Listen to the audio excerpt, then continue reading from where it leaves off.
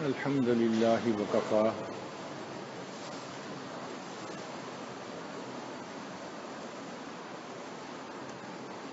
وسلام علی عبادہ الذین اصطفى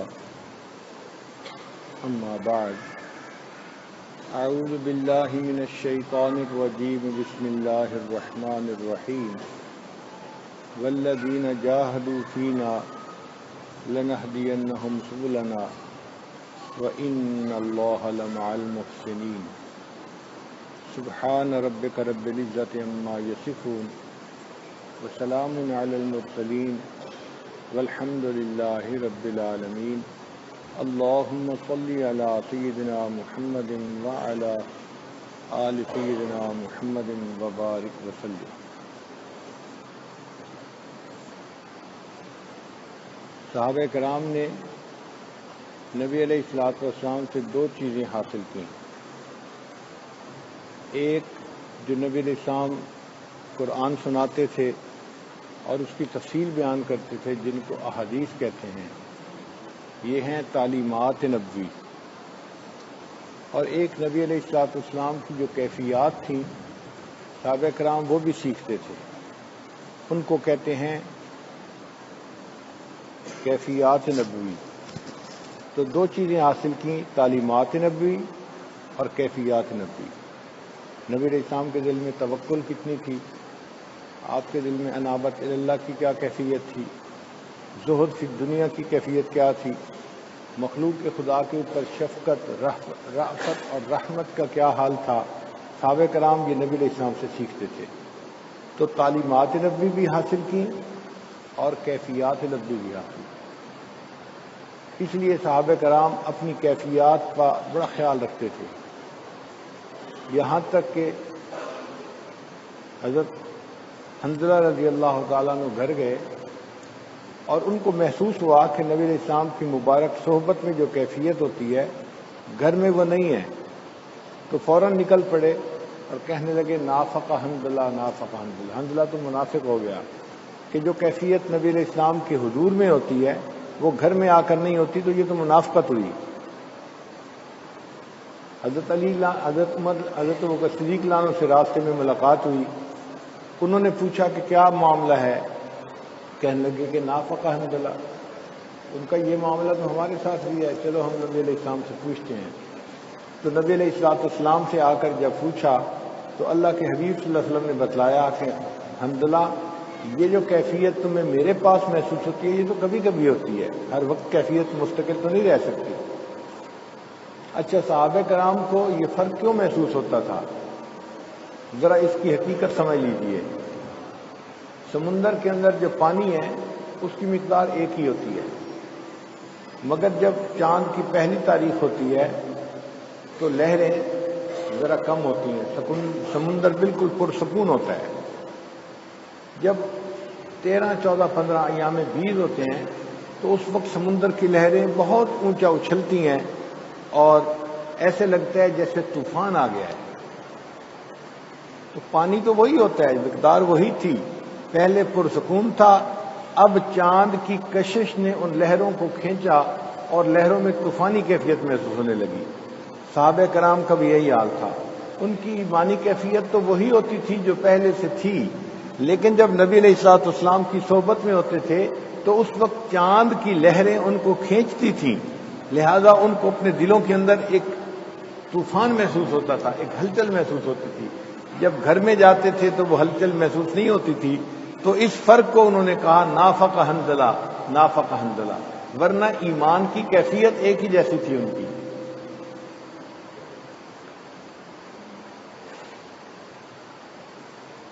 حضرت ابو ہریرہ رضی اللہ عنہ فرماتے ہیں کہ میں نے نبی علیہ الصلوۃ والسلام سے علم کے دو برتن حاصل کیے، ایک برتن تو ظاہری علوم کا ہے اور دوسرا برتن باطنی علوم کا، جن کا تعلق کیفیات نبوی کے ساتھ۔ حضرت عمر رضی اللہ عنہ کو جب دفن کیا گیا تو عبداللہ ابن عمر رضی اللہ عنہ کہنے لگے آج 10 میں سے 9 حصے علم ہم نے دفن کر دیا۔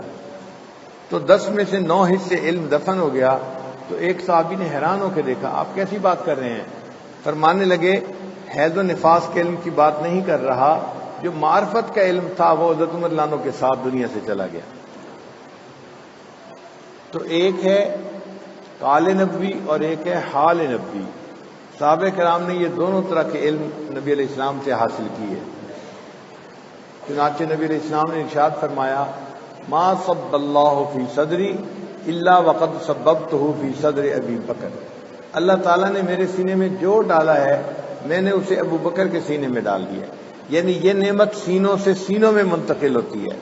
تو ابو بکر رضی اللہ عنہ کے سینے میں یہ منتقل ہوئی، اس کو نور نسبت کہتے ہیں۔ شاہ عبد العزیز رحمۃ اللہ فرماتے ہیں کہ نسبت کی چار قسمیں ہوتی ہیں۔ پہلی قسم کو کہتے ہیں نسبت انعکاسی، کہ انسان کسی اللہ والے کے پاس بیٹھتا ہے تو اس کی صحبت کا نور دل پہ اثر کرتا ہے تو دل کی کیفیت بدلتی ہے، اس کو نسبت انعکاسی کہتے ہیں۔ اس کی مثال ایسے سمجھیں، ایک آدمی سردی کے موسم میں آگ کے پاس آ کر بیٹھ گیا، اب اس کو گرمی محسوس ہو رہی ہے، یہ جو گرمی ہے یہ نسبت انعکاسی ہے، منعکس ہو رہی ہے اس کے اوپر، مگر یہ سب سے کمزور قسم ہے، اس لیے کہ وہ ذرا آگ سے اٹھ کے ایک طرف جائے گا تو یہ گرمی ختم ہو جائے گی اور پھر اس کو ٹھنڈ لگے گی۔ اسی طرح اللہ والوں کی صحبت میں جب بیٹھتے ہیں تو دل کے اوپر نیکی کے اثرات محسوس ہوتے ہیں، جب انسان اٹھ کے کہیں چلا جاتا ہے تو وہ اثرات ختم ہو جاتے ہیں۔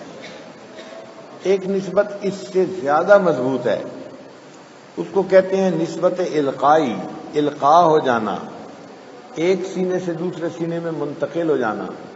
اس کی مثال ایسے ہے، ایک آدمی آگ کے پاس بیٹھا تھا، اب اس نے وہاں سے اپنا چراغ جلا لیا، جب اس نے چراغ جلا لیا تو آگ منتقل ہو گئی اس کے پاس، اب یہ چاہے تو جہاں بھی جائے گا وہاں اس آگ کو اور بڑھا لے اور اسی طرح آگ کی تپش کو حاصل کرے جیسے پہلے کر رہا تھا۔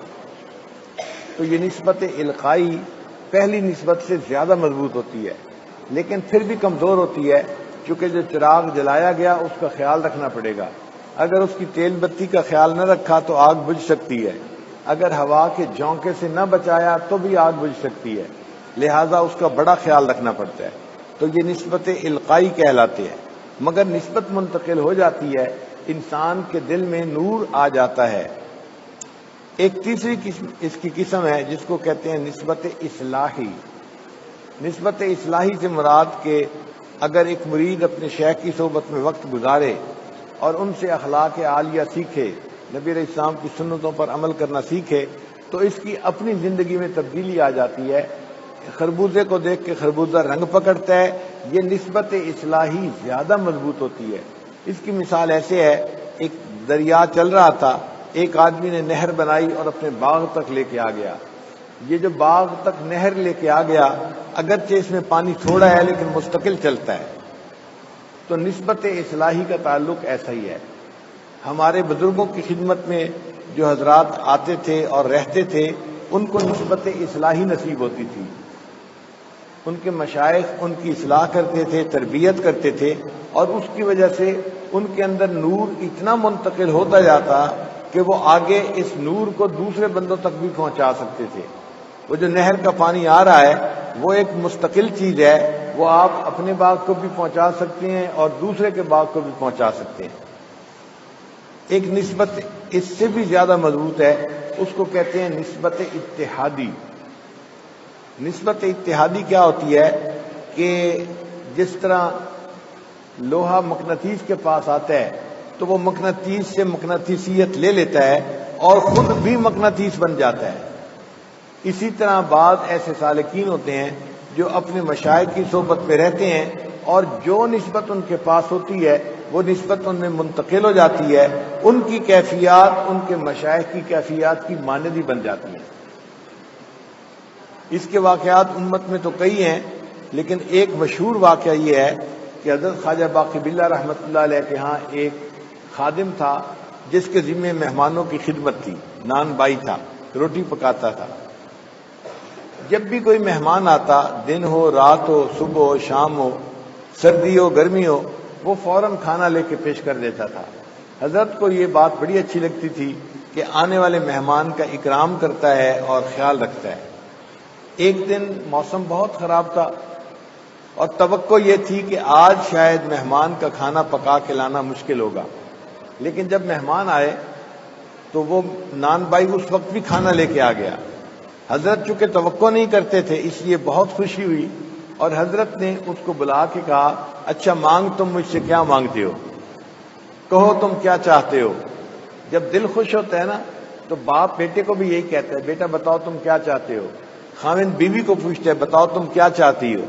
اسی طرح شیخ نے اپنے مرید سے پوچھا کہ بتاؤ بھائی آپ کیا چاہتے ہو۔ وہ بھی سمجھدار آدمی تھا، کہنے لگا حضرت میرا دل چاہتا ہے کہ جیسے آپ کے دل کی کیفیت ہے ویسی ہی کیفیت میرے دل کی بھی بن جائے۔ حضرت خواجہ باقی باللہ رحمۃ اللہ علیہ نے اس کو اپنے سینے سے لگایا، اور جب سینے سے ہٹایا تو اللہ نے ان کی نسبت کو اس نان بائی کے اندر منتقل کر دیا تھا۔ کہتے ہیں کہ اس کی کیفیت ہو بہو ایسی تھی جیسے حضرت خواجہ باقی باللہ رحمۃ اللہ علیہ کی کیفیت تھی، لیکن یہ کیفیت چونکہ اس نے اپنی محنت سے نہیں پائی تھی وہ اس کو برداشت نہ کر سکا، اور کہتے ہیں کہ 3 دن کے بعد وہ نان بھائی فوت ہو گیا۔ میں سمجھتا ہوں کہ اس نے بڑا نفع کا سودا کیا، ہمیں خواجہ باقی باللہ رحمۃ اللہ علیہ نسبت کی کیفیت ابھی ملے، ہم ابھی مرنے کو تیار ہیں، 3 دن زندہ رہنا بھی ضروری نہیں ہے۔ تو یہ نسبت اتحادی عجیب نسبت ہوتی ہے۔ نبی علیہ الصلوۃ والسلام سے یہ نسبت اتحادی حضرت سیدنا صدیق اکبر رضی اللہ تعالیٰ عنہ نے حاصل کی۔ چنانچہ نبی علیہ السلام نے تصدیق فرمائی کہ جو اللہ نے میرے سینے میں ڈالا میں نے اسے ابو بکر کے سینے میں ڈال دیا۔ ابو بکر رضی اللہ عنہ کو اللہ تعالیٰ نے بہت ساری خوبیوں سے نوازا، ان میں سے ایک خوبی یہ تھی کہ مردوں میں سب سے پہلے ایمان وہ لائے تھے۔ چڑھتے سورج کی تو پوجا سب لوگ کرتے ہیں، جب تاریخ بن جاتی ہے اس کے بعد تو دشمن بھی مان لیتے ہیں، لیکن بڑی بات ہوتی ہے کہ جب تاریخ بن رہی ہو اس وقت اس کو تسلیم کر لینا۔ صحابہ کرام کی خوبیوں میں سے ایک بڑی خوبی یہ تھی کہ جب تاریخ بن رہی تھی انہوں نے نبی علیہ الصلوۃ والسلام پر اس وقت ایمان لایا اور نبی علیہ الصلوۃ والسلام کی تائید و تصدیق کی۔ آج چونکہ تاریخ بن چکی، آپ دیکھیں ہندو بھی نبی علیہ السلام کی شان میں نعت لکھتے ہیں، سکھ بھی لکھتے ہیں، انگریز بھی ان کی شان میں کتابیں لکھتے ہیں۔ تو آج تو تاریخ بن چکی، دنیا اس کی عظمت کو ماننے کو تیار ہے، جب بن رہی ہوتی ہے اس وقت عظمت کو ماننا ذرا مشکل کام ہوتا ہے۔ تو صدیق اکبر عنہ کی خاص بات یہ تھی کہ جب نبی علیہ السلام نے نبوت کا دعویٰ فرمایا تو انہوں نے فوراً ان کے دعویٰ کو تسلیم کر کے ان پر ایمان لے آئے۔ مشکات شریف کی روایت ہے کہ نبی علیہ السلام نے فرمایا، میں نے جس پر بھی اسلام کو پیش کیا اس نے قبول کرنے میں تردد کیا سوائے ابو بکر کے۔ جب میں نے ابو بکر کے سامنے اسلام کو پیش کیا اس نے بلا تذبذب اس کو قبول فرما لیا۔ تو یہ بڑی عظمت تھی ان کی۔ حضرت علی عنہ پر پیش کیا تو انہوں نے بھی جواب دیا تھا کہ اے اللہ کے نبی سے میں مشورہ کروں گا۔ حضرت عمر عنہ تو مرنے مارنے پہ تل گئے تھے، مگر سیدنا صدیق اکبر عنہ بازی لے گئے اور انہوں نے فوراً اس بات کو تسلیم کر دیا۔ والذی جاء بالصدق وصدق بہ اولئک هم المتقون، اللہ تعالیٰ نے قرآن مجید میں ان کی تعریف بھی فرمائی۔ پھر حضرت ابوبکر صدیق عنہ نے اور لوگوں کو بھی دین کی دعوت دی، چنانچہ عثمان غنی رضی اللہ تعالیٰ عنہ اور عثمان ابن مظعون رضی اللہ عنہ، طلحہ رضی اللہ عنہ، زبیر رضی اللہ عنہ اور سعد ابن ابی وقاص رضی اللہ عنہ، یہ سب حضرت ابوبکر صدیق کے دعوت دینے پر اسلام لائے تھے۔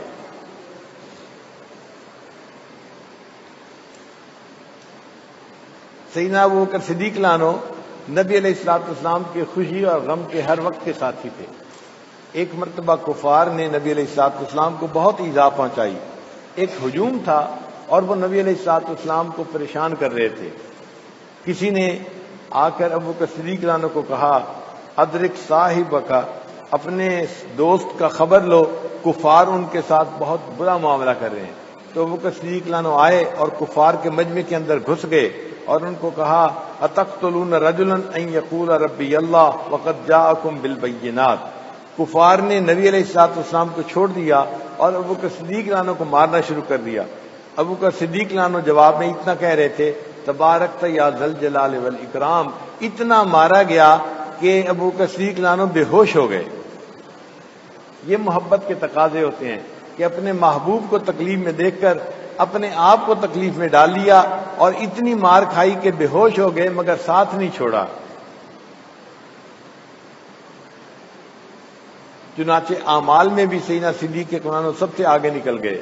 ایک نے نبی علیہ السلام نے فرمایا آج روزہ دار کون ہے؟ ابو بکر صدیق نے کہا اے اللہ کے رسول میں روزہ دار ہوں۔ آپ نے پوچھا آج جنازے کے پیچھے کون چلا ہے؟ ابو بکر صدیق نے کہا اے اللہ کے رسول میں نے جنازے کے پیچھے میں چلا ہوں۔ پوچھا کہ محتاج کو کھانا کس نے کھلایا؟ آپ نے جواب دیا ابو بکر نے کھلایا۔ پوچھا آج بیمار کی عیادت کس نے کی؟ ابو بکر صدیق نے فرمایا کہ بیمار کی عیادت میں نے کی۔ نبی علیہ السلام نے فرمایا جس شخص کے اندر یہ اوصاف ہوں گے میں گواہی دیتا ہوں کہ وہ شخص جنتی ہے۔ سیدنا صدیق اکبر کے فضائل میں 181 احادیث ہیں احادیث کی کتب میں، ان میں سے 88 احادیث ابو بکر و عمر دونوں کے فضائل کے بارے میں ہیں، اور 17 احادیث جو ہیں وہ خلفائے ثلاثہ کے فضائل کے بارے میں، اور 14 احادیث جو ہیں وہ خلفائے اربعہ کے بارے میں، چاروں خلفائے اربعہ کا تذکرہ ہے۔ چنانچہ ابو بکر صدیق لانو نبی علیہ السلام کے بعد خلیفہ راشد بنے، خلیفہ اول بنے۔ یہ جو خلافت کی ترتیب ہے اللہ کی شان کہ یہ بھی دلائل سے ثابت ہوتی ہے۔ آپ دیکھیے نبی علیہ السلام نے ارشاد فرمایا خیر امتی قرنی، میری امت میں سب سے بہتر زمانہ میرا زمانہ ہے۔ تو کرنی کا لفظ جو ہے نا یہ بڑا بامانی زمانہ ہے۔ اب اس لفظ کو اگر آپ دیکھیں تو چار جو خلفاء ہیں ان کے ناموں کا جو آخری حرف ہے اس کو ملائیں تو کرنی کا لفظ بن جاتا ہے۔ صدیق کی قوف، عمر کی را، عثمان کی نون اور علی کی یا، اگر ان چار حروف کو ملائیں تو کیا لفظ بنتا ہے؟ کرنی کا لفظ بنتا ہے۔ اس کا مطلب یہ کہ یہ خلافت کی جو ترتیب تھی یہ بالکل ٹھیک تھی، من جانب اللہ تھی۔ اور ویسے بھی ایک اور دلیل سن لیجئے کہ ابو بکر رضی اللہ عنہ کا جو نام ہے وہی ان کی اولیت کی تصدیق کر رہا ہے۔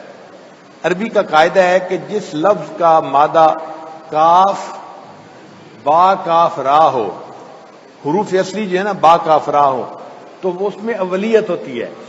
جیسے بکرا کل کے دن کا اگلا حصہ، پہلا حصہ، بکور موسم کا پہلا کھل، اور باقرہ اس لڑکی کو کہتے ہیں کہ جو پہلی مرتبہ اپنے خامد کو دیکھ رہی ہو، اس کو باقرہ کہتے ہیں۔ تو ابو بکر کا لفظ بتا رہا ہے کہ یہ خلافت میں پہلے نمبر پر ہی سجتے تھے اور اللہ نے ان کو خلیفہ بلا فصل بنا دیا۔ ایک اور بھی سن لیجئے بات کہ جتنے خلفائے راشدین تھے ان کی نبی علیہ الصلوۃ والسلام کے ساتھ رشتہ داری بھی تھی۔ اب رشتہ داری میں سسر کا جو مرتبہ ہوتا ہے نا وہ باپ کی مانند ہوتا ہے، اور داماد کا جو مرتبہ ہوتا ہے وہ بیٹے کی مانند ہوتا ہے۔ رشتے تو دونوں ہیں مگر سسر میں باپ کی سینس زیادہ آتی ہے اور داماد میں بیٹے کی سینس زیادہ بنتی ہے۔ اب چاروں خلفاء میں سے 2 داماد تھے اور 2 سسر تھے۔ حضرت ابوبکر صدیق لانا بھی سسر تھے، عمر لانا بھی سسر تھے۔ اللہ نے ان کو پہلے خلافت عطا فرمائی، اور جو داماد تھے بیٹوں کی جگہ پر تھے ان کو اللہ نے بعد میں خلافت عطا فرمائی۔ اور ان دامادوں میں بھی 2 داماد تھے، عثمان لانو اور حضرت علی لانو، مگر عثمان غنی لانو کے گھر میں 2 بیٹیاں تھیں، اس لیے ان کا پلہ بھاری رہا، وہ تیسرے نمبر پر خلیفہ بنے اور حضرت علی لانو پھر چوتھے نمبر پر خلیفہ بنے۔ تو رشتہ داری کی نظر سے دیکھیں تو بھی ترتیب خلافت یہی نظر آتی ہے، ناموں سے دیکھیں تو بھی ترتیب خلافت یہی نظر آتی ہے۔ تو ابوبکر صدیق لانو کو اللہ تعالیٰ نے نبی علیہ الصلوۃ والسلام کا خلیفہ بلا فصل بنا دیا۔ چند باتیں تھیں جن میں ابوبکر صدیق لانو پوری امت میں سب سے آگے نکل گئے۔ ایک تو یہ کہ مردوں میں سب سے پہلے انہوں نے اسلام کو قبول کیا، دوسرا قرآن مجید کا نام مصحف جو رکھا تو صدیق اکبر لانو نے رکھا، پھر جامع القرآن بنے، قرآن مجید مختلف پارچات پہ چیزوں پہ لکھا ہوا تھا، ان سب کو اکٹھا کر کے ایک جگہ جمع کروانا یہ حضرت ابوبکر صدیق لانو کا کام تھا، وہ جامع القرآن بنے۔ پھر خلیفہ راشد سب سے پہلے انہی کو کہا گیا. پھر ایسے خوش نصیب تھے کہ ان کو اپنے والد کی زندگی میں خلافت ملی. بیٹے کو باپ کی زندگی میں اتنی عزت ملے یہ کسی کسی کی بخت ہوتے ہیں.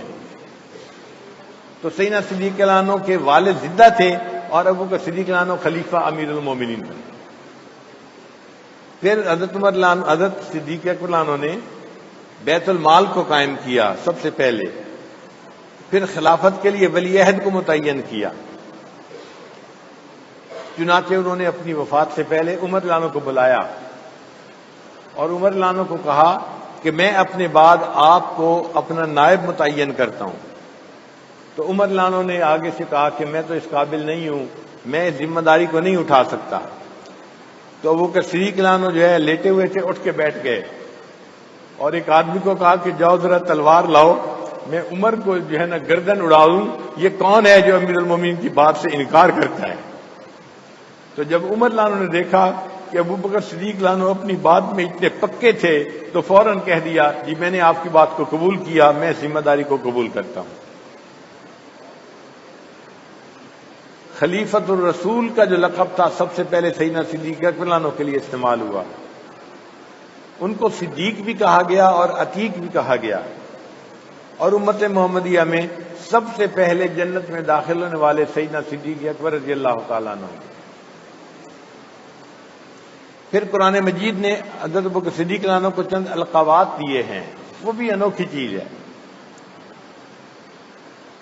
قرآن مجید کی آیت ہے, اللہ تعالیٰ فرماتے ہیں ان اکرمکم عند اللہ اتقاکم, کہ اللہ کے نزدیک سب سے زیادہ اکرم معزز وہ ہوگا جو تم میں سب سے زیادہ تقوی والا ہوگا. اور اللہ تعالیٰ نے قرآن مجید میں ابو بکر صدیق رضی اللہ عنہ کے لیے اتقا کا لفظ استعمال کیا ہے, وَسَيُجَنَّبُهَا الْأَتْقَى. تو اتقا کا لفظ بتا رہا ہے کہ اللہ کے نزدیک وہ اتقا بھی تھے تو اکرم بھی وہی تھے. اللہ نے ان کو یہ اکرام بھی عطا فرمایا تھا. پھر نبی علیہ الصلوۃ والسلام کے لیے اللہ تعالیٰ نے قرآن مجید میں فرمایا وَلَسَوْفَ يُعْطِيكَ رَبُّكَ فَتَرْضَىٰ, تیرا رب تجھے اتنا دے گا کہ تو راضی ہو جائے گا, بس بس کرے گا. یہی الفاظ اللہ نے صدیق رضی اللہ عنہ کے لیے استعمال فرمائے. فرمایا وَلَسَوْفَ يَرْضَىٰ, کہ وہ جو اتقا ہے, جو اکرم ہے اللہ کے سامنے, اللہ اتنا اسے دے گا کہ وہ بھی اللہ سے راضی ہو جائے گا. تو یردا کا لفظ جو نبی علیہ السلام کے لیے استعمال ہوا, قرآن مجید نے اسی کو ابو بکر صدیق رضی اللہ عنہ کے لیے بھی استعمال کیا. پھر جن لوگوں نے نبی علیہ السلام کی صحبت میں وقت گزارا ان کے تذکرے اللہ نے قرآن مجید میں کیے. فرمایا قل ان کنتم تحبون اللہ فاتبعونی یحببکم اللہ, جو نبی کی اتباع کرے گا اللہ اس سے محبت کرے گا, وہ اللہ کے محبوب بن جائیں گے جو نبی علیہ السلام کی اتباع کریں گے. اور جن لوگوں نے ابو بکر صدیق رضی اللہ عنہ کی اتباع کی اللہ نے ان کے لیے بھی یہی لفظ استعمال فرمائے یا ایھا الذین آمنوا من یرتد منکم عن دینہ فسوف یأتی اللہ بقوم یحبہم ویحبونہ. یہ ان لوگوں کے لیے آیت اتری جو ابو بکر صدیق رضی اللہ عنہ کے ساتھ تھے, اور اللہ نے ان کے لیے فرمایا کہ اللہ ان سے محبت کریں گے, وہ اللہ سے محبت کرنے والے ہوں گے. پھر نبی علیہ السلام کے صحابہ کے بارے میں اللہ تعالیٰ نے قرآن مجید میں فرمایا اشداء علی الکفار رحماء بینہم, کہ کفار کے اوپر تو وہ بڑے سخت گیر ہیں لیکن آپس میں رحیم و کریم ہیں.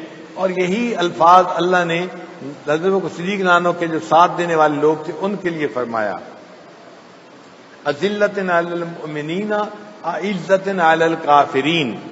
ہو بہو وہی معنی بنتے ہیں جو صحابہ کرام کے بارے میں اللہ تعالیٰ نے فرمائے.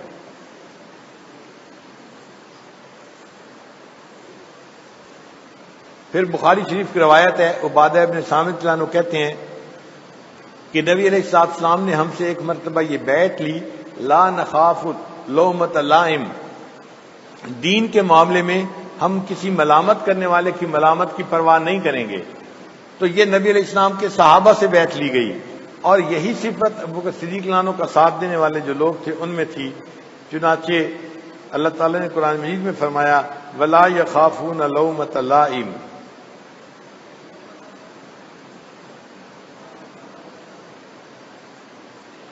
پھر بعثت کے مقاصد اللہ نے جہاں بیان کیے تو نبی علیہ السلام کے لیے فرمایا ذالک فضل اللہ یؤتیہ من یشاء، اور جہاں ابو بکر صدیق رضی اللہ عنہ کا تذکرہ آیا اللہ اس آیت کے بعد فرماتے ہیں ذالک فضل اللہ، یہ اللہ کا فضل ہے۔ جو الفاظ نبی علیہ السلام کے لیے استعمال ہوئے اللہ تعالیٰ نے وہی الفاظ سیدنا صدیق اکبر رضی اللہ عنہ کے لیے استعمال کروائے۔ اللہ تعالیٰ نے قرآن مجید میں اپنے پیارے حبیب صلی اللہ علیہ وسلم کو تسلی دی اور فرمایا لا تحزن علیہم ولا تک فی ضیق مما یمکرون ان اللہ مع الذین اتقوا والذین هم محسنون۔ تو دیکھیے نبی علیہ السلام کو اللہ نے فرمایا لا تحزن، آپ گھبرائیے نہیں، آپ افسوس نہ کیجیے، غمزدہ نہ ہوئیے۔ اور یہی الفاظ جو ہے وہ نبی علیہ السلام نے صدیق اکبر عنہ کے لیے استعمال کیے، اذ یقول لصاحبہ لا تحزن ان اللہ معنا۔ تو لا تحزن کا لفظ اللہ نے محبوب کے لیے استعمال کیا اور نبی علیہ السلام نے وہی لفظ سیدنا صدیق اکبر عنہ کے لیے استعمال کیا۔ تو دیکھیے نسبتیں کیسے بالکل ایک جیسی تھی۔ پھر نبی علیہ السلام کو اللہ کی معیت ملی تو ابو بکر صدیق عنہ کو بھی اس معیت میں سے حصہ ملا، چنانچہ ان اللہ معنا، یہ اللہ تعالیٰ کے حبیب صلی اللہ علیہ وسلم نے فرمایا کہ اللہ ہمارے ساتھ ہے، گھبرانے کی بات نہیں ہے۔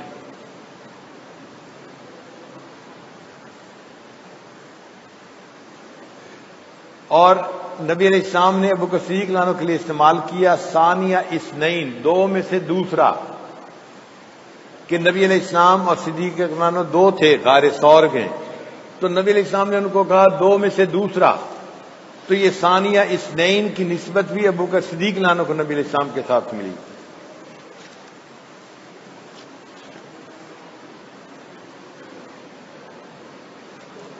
اللہ تعالیٰ اپنے پیارے حبیب صلی اللہ علیہ وسلم کے بارے میں فرماتے ہیں کہ ہم نے اپنے محبوب کو بھیجا بالمؤمنین رؤوف الرحیم، وہ ایمان والوں کے ساتھ بڑے رؤوف اور بڑے رحیم ہیں۔ اب رافت اور رحمت یہ دو صفتوں کا تذکرہ اللہ نے کیا قرآن مجید میں، اور حدیث پاک میں ہے کہ نبی علیہ السلام نے انہی دو صفات کا تذکرہ ابو بکر صدیق عنہ کے لیے کیا، فرمایا ارحم امتی بے امتی ابو بکر، اور ایک روایت میں ہے ارأف امتی بے امتی ابو بکر۔ تو وہی رحمت اور رافت جو نبی علیہ السلام کے اندر تھی، اللہ کے نبی علیہ السلام نے تصدیق کی کہ یہ دونوں صفات اللہ نے ابو بکر صدیق کو بھی عطا فرما دی ہیں۔ پھر اللہ تعالیٰ نے سیدنا صدیق اکبر عنہ کو نبی علیہ السلام کی رفاقت عطا فرمائی ہجرت کے سفر میں۔ یہ ایک بہت بڑی فضیلت ہے جو ان کو نصیب ہوئی۔ ہجرت کی رات نبی علیہ السلام نے حضرت علی رضی اللہ عنہ کو بلایا اور اپنے گھر اپنی چارپائی پہ سلایا اور کافروں کی جو امانتیں تھیں ان کے سپرد کر دیں اور کہا کہ علی یہ امانتیں کافروں کو دے کر پھر آپ بھی ہجرت کر کے مدینہ آ جانا۔ اور نبی علیہ السلام پھر صدیق اکبر عنہ کے گھر گئے اور ان کو لے کر پھر اپنے ساتھ سفر پہ روانہ ہوئے۔ یعنی اللہ تعالیٰ نے حضرت علی عنہ کو پسند کیا کہ کافروں کی امانتیں ان تک پہنچا دیجئے، اور اللہ نے صدیق اکبر عنہ کو پسند کیا اے ابو بکر تم میری امانت کو مکہ سے مدینہ بحفاظت پہنچا دینا۔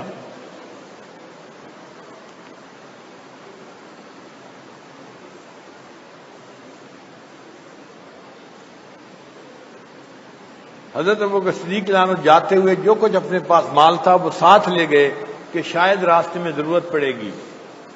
بعد میں ان کے والد نے جب بیٹیوں سے پوچھا کہ کیا کچھ چھوڑ کے گئے ہیں تو انہوں نے ایک کپڑے کے اندر کچھ پتھر ڈال کے اپنے نابینا دادا کو دکھا دیا کہ دیکھیں ہمارے پاس بہت کچھ ہے اس کپڑے کے اندر۔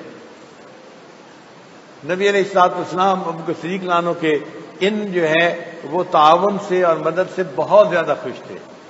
ابو بکر صدیق عنہ خود تو سفر میں ساتھ نکلے ہی صحیح، اپنے بیٹے عبد الرحمن سے کہا بیٹا سارا دن مکہ والوں کی باتیں سننا اور رات کے اندھیرے میں آ کر ہمیں حالات حاضرہ کی اطلاع دے دینا۔ اپنے غلام کو کہا کہ بکریاں چرانے کے بہانے تم فلاں جگہ پہ آنا اور ہمیں دودھ پلا دینا۔ اپنی بیوی کو کہا آپ نبی علیہ السلام کے لیے کھانا تیار کرنا، اور اپنی بیٹی اسماء رضی اللہ عنہ جو بڑی تھی، عائشہ رضی اللہ عنہ کی بڑی بہن تھی، ان کو کہا تم چھوٹی بچی ہو کوئی تم پہ شک بھی نہیں کرے گا، تم یہ کھانا ہمیں فلاں جگہ پہنچا دینا تاکہ میں اپنے محبوب صلی اللہ علیہ وسلم کو کھانا کھلا سکوں۔ کھانا کھلانے کی بھی ترتیب بنا دی، دودھ پلانے کی بھی ترتیب بنا دی، خبریں پہنچانے کی بھی ترتیب بنا دی اور خود بھی ساتھ ہو گئے نبی علیہ الصلوۃ والسلام کی رفاقت میں. دیکھیے خدمت کا حق ادا کر دیا. ایک ہجرت کا رفیق تھا ابو بکر صدیق لانو، اور ایک معراج کے رفیق تھے حضرت جبرائیل علیہ الصلوۃ والسلام. مگر ان دونوں میں فرق ہے. جو معراج کا رفیق تھا وہ آیا نبی علیہ السلام کو معراج کی رات جگانے کے لیے، اور جو ہجرت کا رفیق تھا نبی علیہ السلام ہجرت کی رات خود ان کے گھر گئے ان کو جگانے کے لیے.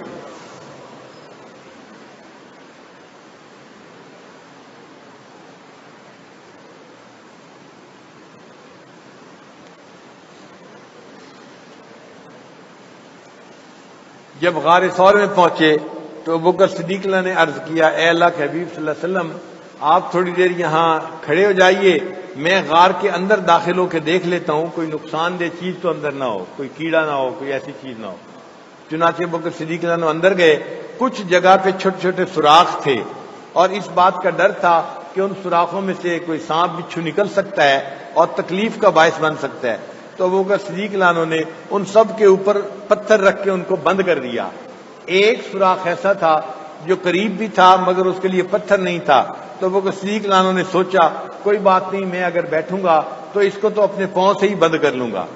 چنانچہ ابو بکر صدیق اللہ بیٹھ گئے اور عرض کیا، اے اللہ کے حبیب صلی اللہ علیہ وسلم، آپ تشریف لائیے اور ابو بکر کی گود میں سر رکھ لیجئے اور اب آپ آرام فرمائیے. کیونکہ اللہ کے حبیب صلی اللہ علیہ وسلم پوری رات کے جاگے ہوئے تھے اور تھکے ہوئے تھے اور بہت نیند آئی ہوئی تھی. سبحان اللہ، 2 گودیں تھیں. نبی علیہ السلام نے ان گودوں میں سر رکھا. ایک گود تھی عائشہ صدیقہ کی، تو نبی علیہ السلام نے ان کو صدیقہ کائنات بنا دیا، اور دوسری گود تھی ابو بکر صدیق لانو کی. نبی علیہ السلام غار ثور میں اس نے سر رکھ کے آرام فرمایا اور ان کو صدیق کائنات بنا دیا. آج عاشق اپنے معشوق کے لیے حسرت کرتے ہیں، ہم ہی ہم ہو، تیری محفل میں کوئی اور نہ ہو. ہمیں محبوب کے ساتھ تخلیہ چاہیے، الگ وقت چاہیے، کوئی ڈسٹرب کرنے والا نہ ہو. مگر عاشقوں کی مراد پوری نہیں ہوتی. اس دنیا میں سیدنا صدیق اللہ عنہ وہ عاشق صادق تھے، اللہ نے ان کی مراد کو پورا کر دیا. ان کے محبوب ان کے سامنے ہیں، گود میں سر رکھا ہوا ہے، اور ابو بکر صدیق اللہ عنہ اپنے محبوب کے چہرے کا دیدار کر رہے ہیں. آج کوئی عاشق کتاب کھول کے بیٹھتا ہے تو کہتا ہے کتاب کھول کے بیٹھوں تو آنکھ روتی ہے، ورق ورق تیرا چہرہ دکھائی دیتا ہے. اے میرے محبوب، میں کتاب کھول کے بیٹھتا ہوں، مجھے کتاب کا ہر ورق تیرا چہرہ نظر آتا ہے. لیکن ابو بکر صدیق عنہ کی قسمت ہی دیکھیے، ان کے سامنے کتاب نہیں تھی بلکہ خود محبوب کا چہرہ ان کے سامنے تھا، اور وہ بیٹھے ہوئے اس محبوب کا دیدار کر رہے تھے. کائنات نے ایسا نظارہ نہیں دیکھا ہوگا. ایک طرف عشق صدیق تھا اور دوسری طرف حسن رسول تھا. اور ابو بکر صدیق عنہ کی قسمت دیکھیے کہ وہ 3 دن رات جو ہے اس حسن کا نظارہ کرتے رہے اور ان کو ڈسٹرب کرنے والا کوئی تھا ہی نہیں. حضرت مولانا تعالی شاہ صاحب بخاری رحمۃ اللہ فرماتے تھے کہ اے ابو بکر، میں جب غار ثور کے بارے میں سوچتا ہوں تو مجھے یوں محسوس ہوتا ہے کہ آپ کی گود ایک رحل کی مانند ہے اور نبی علیہ السلام کا چہرہ انور کھلے قرآن کی مانند ہے. ابو بکر، تو مجھے ایک قاری نظر آتا ہے، تو بیٹھا ہوا اس قرآن کی تلاوت کر رہا ہے.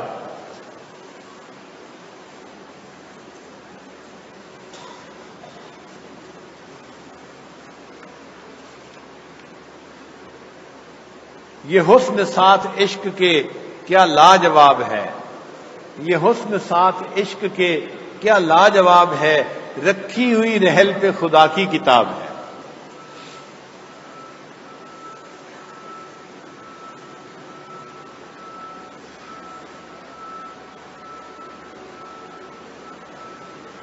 جہاں سیدنا صدیق مولانا نے پاؤں رکھا ہوا تھا اس سوراخ کے اندر کوئی سانپ تھا، کوئی کیڑا تھا. اس نے ڈسا تو وہ صدیق عنہ پر زہر کا اثر ہوا اور تکلیف کی وجہ سے آنکھوں میں سے آنسو آ گئے. اب آنسو جو گرا تو نبی علیہ السلام کے رخسار مبارک پہ گرا. تو نبی علیہ السلام کی آنکھ کھلی، فرمایا ما یبکی کا یا ابی بکر، ابو بکر تو کیوں رو رہا ہے؟ کونین کے سردار کا سر تیرے گود میں ہے اور ابو بکر تو رو رہا ہے. عرض کیا ہے اللہ کے وسلم، یہ بے اختیاری کا رونا تھا، تکلیف کی وجہ سے آ گیا، مجھے کسی چیز نے کاٹا ہے. اس کو شاعر نے ان الفاظ میں کہا، آنسو گرا ہے روئے رسالت مآب پر، آنسو گرا ہے روئے رسالت مآب پر، قربان ہونے آئی ہے شبنم گلاب پر، کہ میرے آقا صلی اللہ علیہ وسلم کا چہرہ انور تو گلاب کے پھول کی مانے تھا، یہ شبنم کا قطرہ تھا جو اس گلاب کے پھول کے اوپر آ کر گر گیا۔ پھر اللہ کے پیارے نبی صلی اللہ علیہ وسلم نے اپنا لعاب مبارک عطا فرمایا، جس کو ابوبکر صدیق لانو نے اپنے زخم پہ لگایا، اور وہ جو کیڑے کے کاٹنے کا درد تھا وہ ختم ہو گیا۔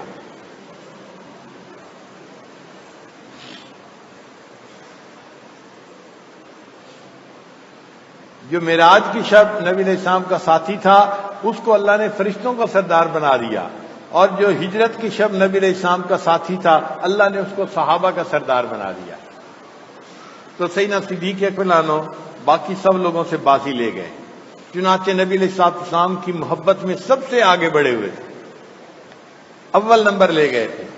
ایک مرتبہ نبی علیہ السلام نے فرمایا، حبب الی من دنیاکم ثلاث، تمہاری دنیا میں سے مجھے تین چیزیں بہت پیاری ہیں، بہت اچھی لگتی ہیں، ایک اطیب خوشبو، دوسرا نیک بیوی، اور تیسرا میری آنکھوں کی ٹھنڈک نماز میں ہے۔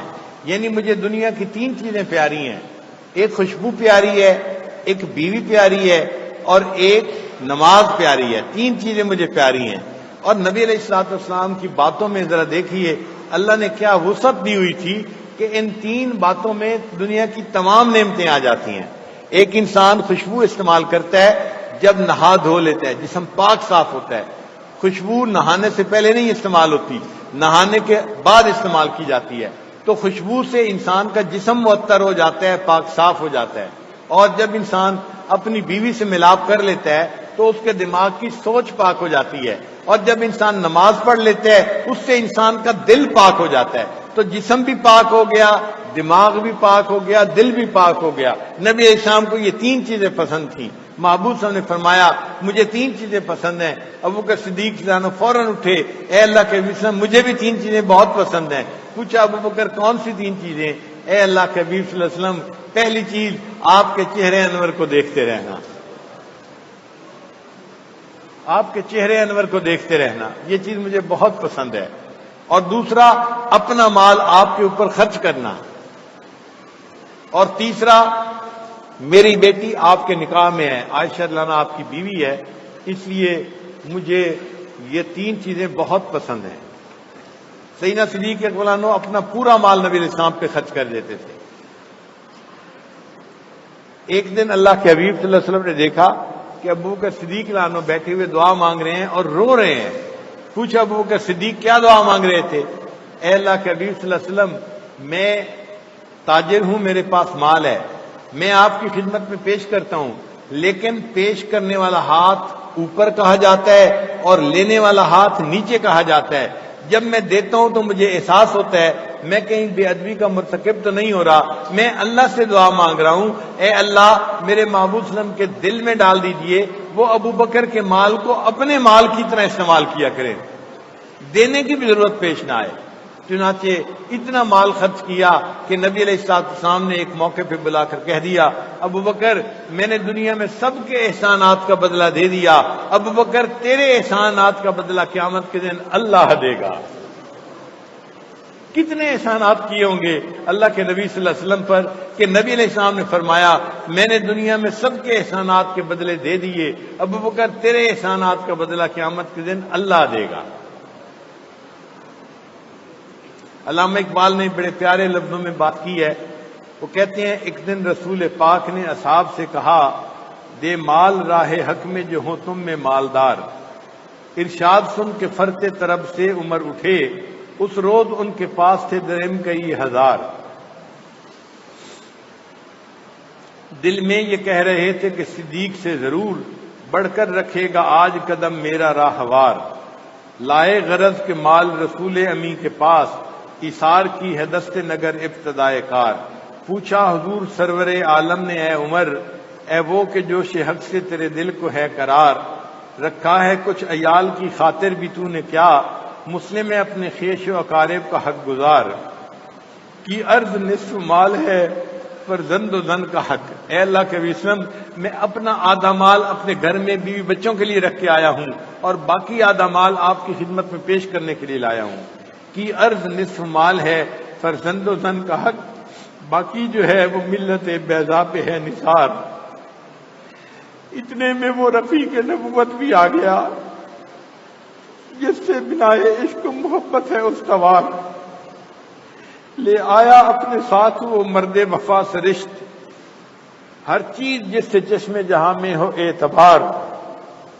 بولے حضور چاہیے فکر عیال بھی، کہنے لگا وہ عشق و محبت کا رازدار. اے تجھ سے دیدہ و مہو انجم فروغ گیر، اے تیری ذات باعث سے تکوین روزگار. پروانے کو چراغ ہے بلبل کو پھول بس، صدیق کے لیے ہے خدا کا رسول بس. تو سیدنا صدیق اکبر کو نبی علیہ السلام پہ ایسی محبت تھی، اپنا پورا مال ان کی خدمت میں پیش کر دیا تھا.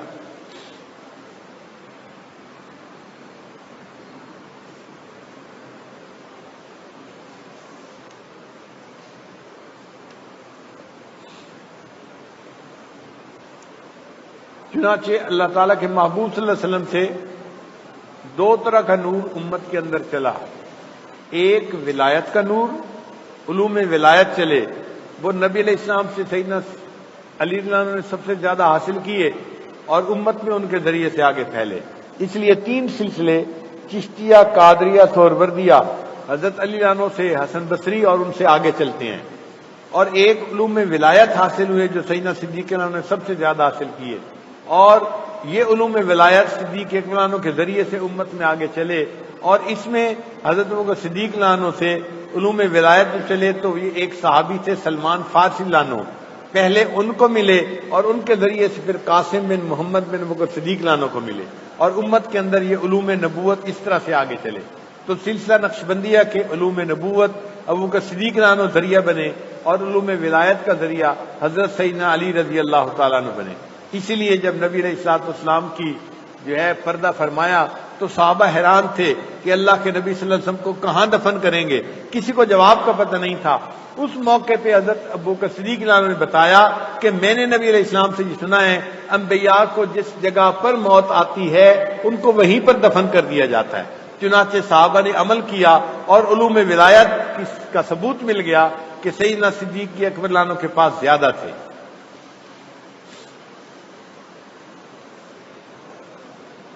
پھر دیکھیے نبی علیہ السلام نے ارشاد فرمایا اللہ نے میرے جسم کو جنت کی مٹی سے بنایا ہے. لوگ کہتے ہیں نا پہنچی وہیں پہ خاک جہاں کا خمیر تھا، تو نبی علیہ السلام کا جسم اطہر جنت کی مٹی سے بنا تھا. اور پھر آپ کو جب دفن کیا گیا تو حجرہ مبارک میں جس کو اللہ نے جنت کا درجہ عطا فرمایا، نبی علیہ السلام نے فرمایا ما بین بیتی و منبری روضۃ من ریاض الجنہ، وہ جنت کے باغوں میں سے باغ بنا دیا گیا.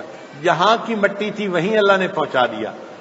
سیدنا حضرت امام ربانی مجدد ثانی رحمۃ اللہ فرماتے ہیں کہ اللہ تعالیٰ نے جنت کی مٹی سے نبی علیہ السلام کے جسم اکثر اطہر کو بنایا. پھر کچھ مٹی بچ گئی تھی، اس مٹی سے اللہ تعالیٰ نے ابو بکر کے جسم کو بنایا. پھر کچھ اور بچ گئی تھی، اللہ نے اس سے عمر لانو کے جسم کو بنایا. دیکھو تینوں کے جسم جنت کی مٹی سے بنے تھے، اللہ نے تینوں کو حجرے میں جنت میں اندر اکٹھا فرما دیا.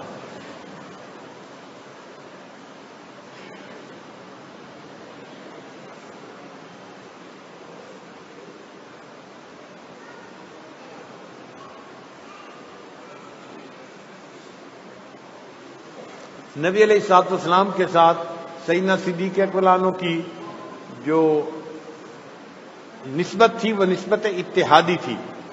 نسبت اتحادی کا کیا معنی کہ جو احوال نبی علیہ السلام کے ساتھ پیش آئے وہی سیدنا صدیق اکبر کے ساتھ پیش آئے. جو ان کی کیفیت تھی وہی ان کی کیفیت تھی، جو ان کی سوچ تھی وہی ان کی سوچ تھی، حتیٰ کہ ہر چیز میں اللہ نے ان کو ایک دوسرے کے ساتھ مشابہت عطا فرمائی تھی. نبی علیہ السلام غار ثور سے تشریف لائے، غار حرا سے تشریف لائے تو فرمایا زملونی زملونی، مجھے کمبل اڑا دو کمبل اڑا دو. تو آپ کی زوجہ محترمہ خدیجہ کبریٰ رضی اللہ تعالیٰ عنہ نے پوچھا کہ اے اللہ کے نبی صلی اللہ علیہ وسلم آپ کو کیا محسوس ہو رہا ہے؟ تو آپ نے فرمایا مجھے یوں محسوس ہوتا ہے کہ جیسے میری موت ہی آ جائے گی۔ تو اس پر انہوں نے کہا کلا، ہرگز نہیں، واللہ اللہ کی قسم، انک لتصل الرحم، آپ صلہ رحمی کرنے والے ہیں، وتحمل الکل، اور لوگوں کا بوجھ اٹھاتے ہیں، وتکسب المعدوم، جس کے پاس کچھ نہیں ہوتا اس کو کما کے دیتے ہیں، وتقرئ الضیف، مہمان نوازی کرنے والے ہیں، وتعین علی نوائب الحق، اور آپ نیک کاموں میں مددگار بنتے ہیں۔ آپ کے اندر یہ 5 صفات ہیں، اللہ تعالیٰ آپ کو کبھی ضائع نہیں ہونے دیں گے۔ یہ سیدہ خدیجہ کبریٰ عنہا کے کومنٹس تھے نبی علیہ السلام کے بارے میں۔ اب دیکھیے حضرت ابوبکر صدیق عنہ نبی علیہ السلام سے اجازت لے کے حبشہ کی ہجرت کے لیے روانہ ہو گئے تھے۔ مکہ مکرمہ سے باہر ابھی نہیں نکلے تھے، جا رہے تھے حبشہ کے لیے۔ تو مکہ کا رئیس ابن الدغنہ کافر تھا، وہ ملا اور اس نے کہا ابوبکر کہاں جا رہے ہیں؟ ابوبکر صدیق عنہ نے جواب دیا کہ آپ لوگ ہمیں یہاں مکہ میں رہنے نہیں دیتے، میں حبشہ ہجرت کر کے جا رہا ہوں۔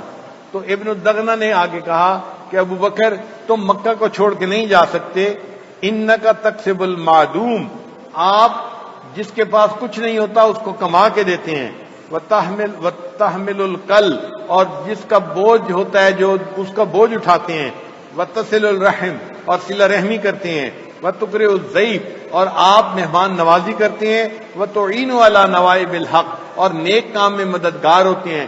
جو نبی علیہ السلام کے بارے میں کومنٹس آپ کی زوجہ محترمہ نے دیے تھے ابوبکر صدیق عنہ کی شخصیت کے بارے میں، سیم وہی کومنٹس ایک مکہ کا کافر دے رہا ہے۔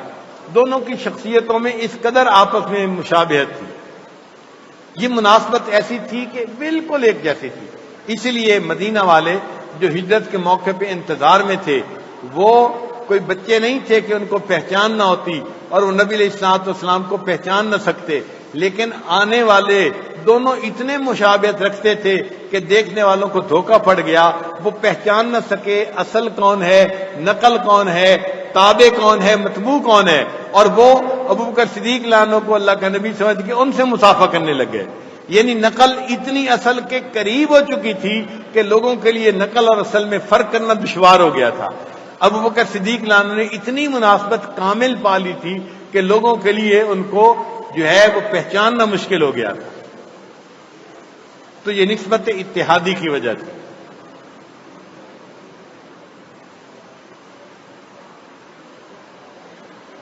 اللہ کے پیارے نبی صلی اللہ علیہ وسلم کا حسن جمال تو ایسا تھا کہ آپ کو جو بندہ دیکھتا تھا فوراً پہچان لیتا تھا، مگر اللہ نے وہی حسن جمال ابو بکر کو بھی دے دیا تھا۔ ان کا چہرہ بھی منور تھا، جو دیکھتا تھا حیران ہو جاتا تھا۔ دیکھیے اللہ کے حبیب صلی اللہ علیہ وسلم کے جو حسن جمال ہیں ان کو الفاظ میں بیان نہیں کر سکتے، اللہ نے ان کو انوکھا حسن دیا تھا۔ دنیا میں 2 شخصیتوں کو حسن ملا، ایک یوسف علیہ السلام کو حسن ملا اور ایک اللہ کے محبوب صلی اللہ علیہ وسلم کو حسن ملا، مگر ان کے دونوں کے حسن میں تھوڑا فرق تھا۔ جو حضرت یوسف علیہ السلام کو ملا اس میں صباحت تھی، یعنی گورا پن زیادہ تھا۔ بعض لوگ خوبصورت ہوتے ہیں، بچے آپ نے دیکھے بعض بڑے گورے ہوتے ہیں اور ان کے اوپر چہرے کے اوپر خون کی سرخی ہوتی ہے، تو جیسے سیب ہوتا ہے اس طرح ان کا چہرہ ہوتا ہے، بہت اٹریکٹ کرتا ہے اس بچے کا چہرہ، چھوٹے بچے کا چہرہ۔ تو یہ بھی حسن کی ایک طریقہ، یعنی حسن کا ایک انداز ہے، اس میں صباحت غالب ہوتی ہے، یعنی گورا پن غالب ہوتا ہے، اور یہ بھی ایک انداز ہے۔ اور ایک ہے حسن میں ملاحت ہونا، ملاحت ملی سے نکلا ہے، نمکین ہونا۔ نمکین کا کیا معنی کہ بعض چہرے ایسے ہوتے ہیں رنگ اگرچہ بہت گورا نہیں ہوتا لیکن ان کے نقش نین اتنے پیارے ہوتے ہیں کہ بندہ ان کو دیکھتا ہے تو بار بار دیکھنے کو دل چاہتا ہے۔ جس طرح نمکین چیز کے کھانے سے دل نہیں بھرتا، ان کو دیکھنے سے دل نہیں بھرتا۔ تو صباحت اور ملاحت کا فرق اندازہ کر لیجئے کہ یوسف علیہ السلام کے حسن میں صباحت تھی، جو کوئی دیکھتا تھا کتنا حسن تھا کہ نظر اس کی ان پر ٹکتی نہیں تھی۔ اس لیے تو عورتوں نے کہا تھا ما ھذا بشرا ان ھذا الا ملک کریم، یہ تو کوئی فرشتہ ہے، انسان ہے ہی نہیں۔ تو صباحت جہاں تھی وہاں حسن پہ نظر ٹکتی نہیں تھی، اور جہاں حسن میں ملاحت تھی وہاں نبی علیہ السلام کے حسن کا یہ حال تھا کہ جس بندے کی نظر میرے آقا صلی اللہ علیہ وسلم پر پڑ جاتی تھی اس کی نظر آپ کے چہرے سے پیچھے ہٹتی نہیں تھی۔ ایسا اللہ نے حسن جمال دیا تھا، جو دیکھتا تھا نظر ہٹانے کو اس کا دل ہی نہیں چاہتا تھا، اتنی خوبصورتی تھی نبی علیہ السلام کے حسن جمال میں۔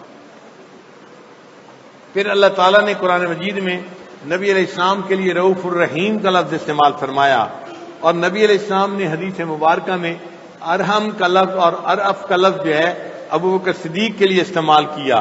تو دیکھیے مناسبت ایک دوسرے کے ساتھ کتنی زیادہ ہے، یہ نسبت اتحادی کی دلیل ہے۔ نبی علیہ السلام نے فرمایا انا اغیر ولد آدم واللہ اغیر منی، میں اولاد آدم میں سب سے زیادہ غیور ہوں اور اللہ مجھ سے بھی زیادہ غیرت والا ہے، یہ نبی علیہ السلام نے فرمایا۔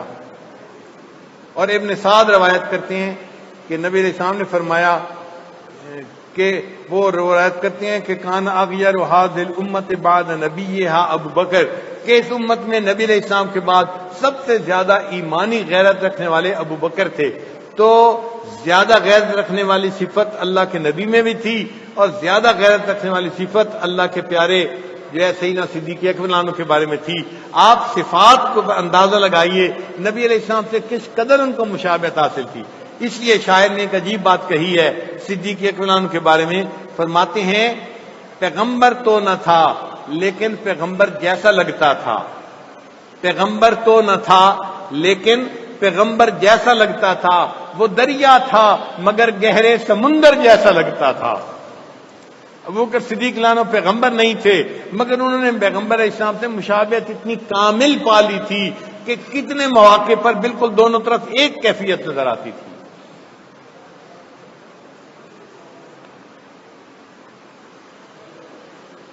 اللہ کے حبیب صلی اللہ علیہ وسلم نے ساری زندگی شراب کو ہاتھ نہیں لگایا، اور حدیث مبارکہ میں آتا ہے کہ سیدنا صدیق اکبر عنہ نے ایمان لانے سے پہلے جو پہلے کی زندگی تھی اس میں بھی کبھی شراب کو ہاتھ نہیں لگایا تھا، حالانکہ شراب اس معاشرے میں ایک عام مشروب کی طرح پی جاتی تھی۔ نبی علیہ السلام طہارت اور پاکیزگی کا بہت خیال رکھتے تھے۔ اللہ فرماتے ہیں وَثِيَابَكَ فَطَهِّرْ، یہ نبی علیہ السلام کی خوبی ہے، اللہ نے قرآن میں بیان فرمائی۔ اور سیدنا صدیق اکبر عنہ وہ بھی بہت صفائی پسند تھے۔ ہجرت کے سفر میں جب انہوں نے بکری کا دودھ نکالنا تھا تو حدیث مبارکہ میں آتا ہے کہ پہلے انہوں نے تھنوں کو پانی سے دھویا کہ صاف پاک ہوں تھن تب میں دودھ نکالوں، اور جب دودھ نکال لیا تو نبی علیہ السلام کے پاس لے کے آنا تھا تو ابو بکر صدیق عنہ نے اس دودھ کے اوپر اپنا کپڑا ڈال دیا۔ یہ ان کی پاکیزگی اور طہارت کی پسندیدگی کی ایک ثبوت ہے۔ وہ چاہتے تھے ایسا نہ ہو کہ اگر میں خالی دودھ لے کے جاؤں تو راستے میں کوئی ذرہ، کوئی تنکا، کوئی مٹی کا ذرہ دودھ میں نہ پڑ جائے، اس کو ڈھانپ کے نبی علیہ السلام کی خدمت میں لے کر آئے۔ تو جو صفت اللہ نے اپنے حبیب صلی اللہ علیہ وسلم کے لیے بیان کی وہی صفت سیدنا صدیق اکبر عنہ کے اندر تھی۔ پھر اللہ تعالیٰ اپنے پیارے حبیب صلی اللہ علیہ وسلم کے فرماتے ہیں وَمَا عَلَّمْنَاهُ الشِّعْرَ وَمَا يَنبَغِي لَهُ، اے محبوب صلی اللہ علیہ وسلم ہم نے آپ کو شعر کا علم عطا نہیں کیا اور یہ آپ کو جچتا بھی نہیں ہے، سجتا بھی نہیں ہے۔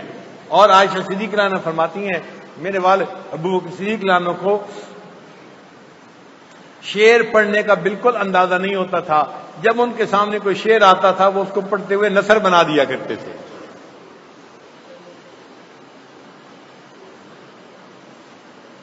پھر یہ تو ذاتی حالات تھے، اب آنکھیں دیکھیں حالات بھی ایک ہی جیسے دونوں کو پیش آئے۔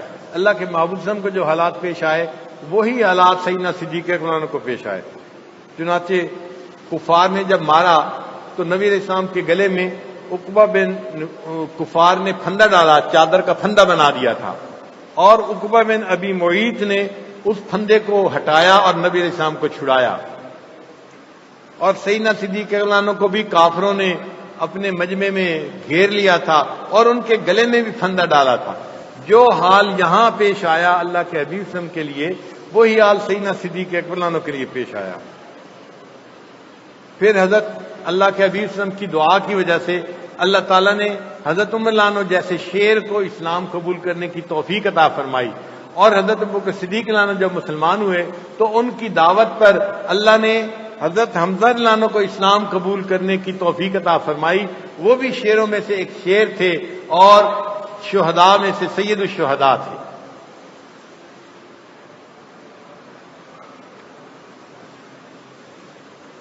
نبی اسلام کے چچا ابو طالب نے نبی اسلام کو بلایا.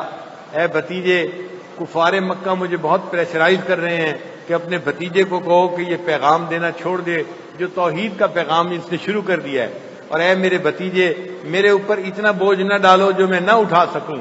تو نبی علیہ السلام نے جواب دیا تھا، چچا اگر یہ لوگ میرے ایک ہاتھ کے اوپر سورج اور دوسرے ہاتھ کے اوپر چاند بھی رکھ دیں گے تو جو پیغام میں پہنچانے کے لیے دنیا میں آیا ہوں میں اس کو پہنچانے سے پیچھے نہیں ہٹوں گا. تو نبی علیہ السلام نے اتنی استقامت کا مظاہرہ فرمایا.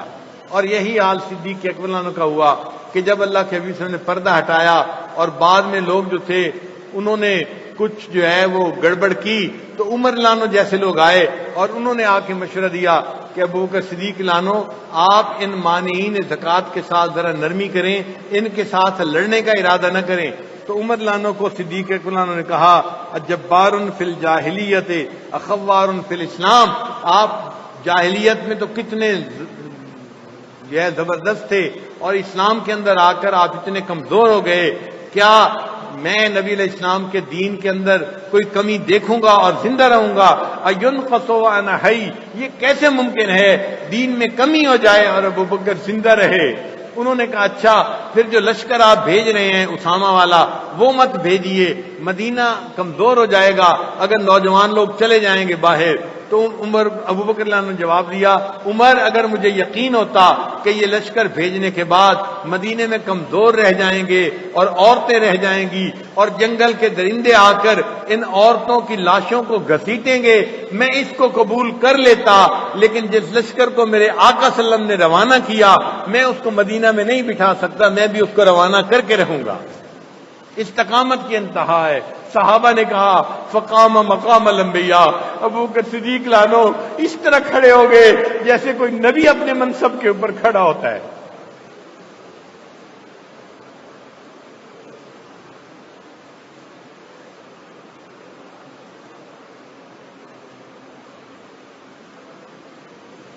پھر لا تحزن علیہم کا لفظ اللہ تعالیٰ نے اپنے محبوب صلی اللہ علیہ وسلم کے لیے استعمال فرمایا، اور نبی علیہ الصلوۃ والسلام نے لا تحزن کا لفظ صدیق اکبر عنہ کے لیے استعمال فرمایا. پھر دیکھو میت کبریٰ حاصل تھی صدیق اکبر عنہ کو. اللہ کے حبیب صلی اللہ علیہ وسلم کو صحابہ نام سے نہیں پکارتے تھے، یعنی یا محمد یا احمد ایسے نہیں پکارتے تھے، بلکہ یا رسول اللہ یوں پکارتے تھے. تو نبی علیہ السلام کا جب نام پکارا جاتا تھا تو ان کے نام میں جو اللہ کی معیت تھی تو اللہ کا نام ان کے نام میں شامل ہوتا تھا. ان کو رسول اللہ کہا جاتا تھا، اللہ کا رسول. ان کا نام بولتے ہوئے اللہ کا نام بھی بولا جاتا تھا. تو نبی علیہ السلام کو یہ میت کبریٰ اللہ کے ساتھ حاصل تھی، اور یہی میت کبریٰ صدیق اکبر کو حاصل تھی. چنانچہ صحابہ کرام ان کو یا خلیفت رسول اللہ، اے اللہ کے رسول کے خلیفہ، تو ان کے نام میں بھی اللہ کا نام بھی آتا تھا، اللہ کے رسول کا بھی نام آتا تھا. پھر نبی علیہ السلام جب ہجرت پر گئے تو قریش مکہ نے ان کو ڈھونڈنے والے کا انعام 100 اونٹ رکھا. پھر دوسرے دن پتہ چلا کہ ابو بکر بھی ان کے ساتھ ہیں تو قریش مکہ نے ان کا انعام بھی 100 اونٹ رکھا. کافر ہیں انعام رکھنے والے، لیکن جو انعام نبی علیہ السلام کے لیے رکھ رہے ہیں وہی انعام انہوں نے سیدنا صدیق اکبر عنہ کے لیے رکھا. دیکھیں اللہ تعالیٰ نے دونوں کے درمیان کیسی مناسبتیں پیدا فرما دی تھی.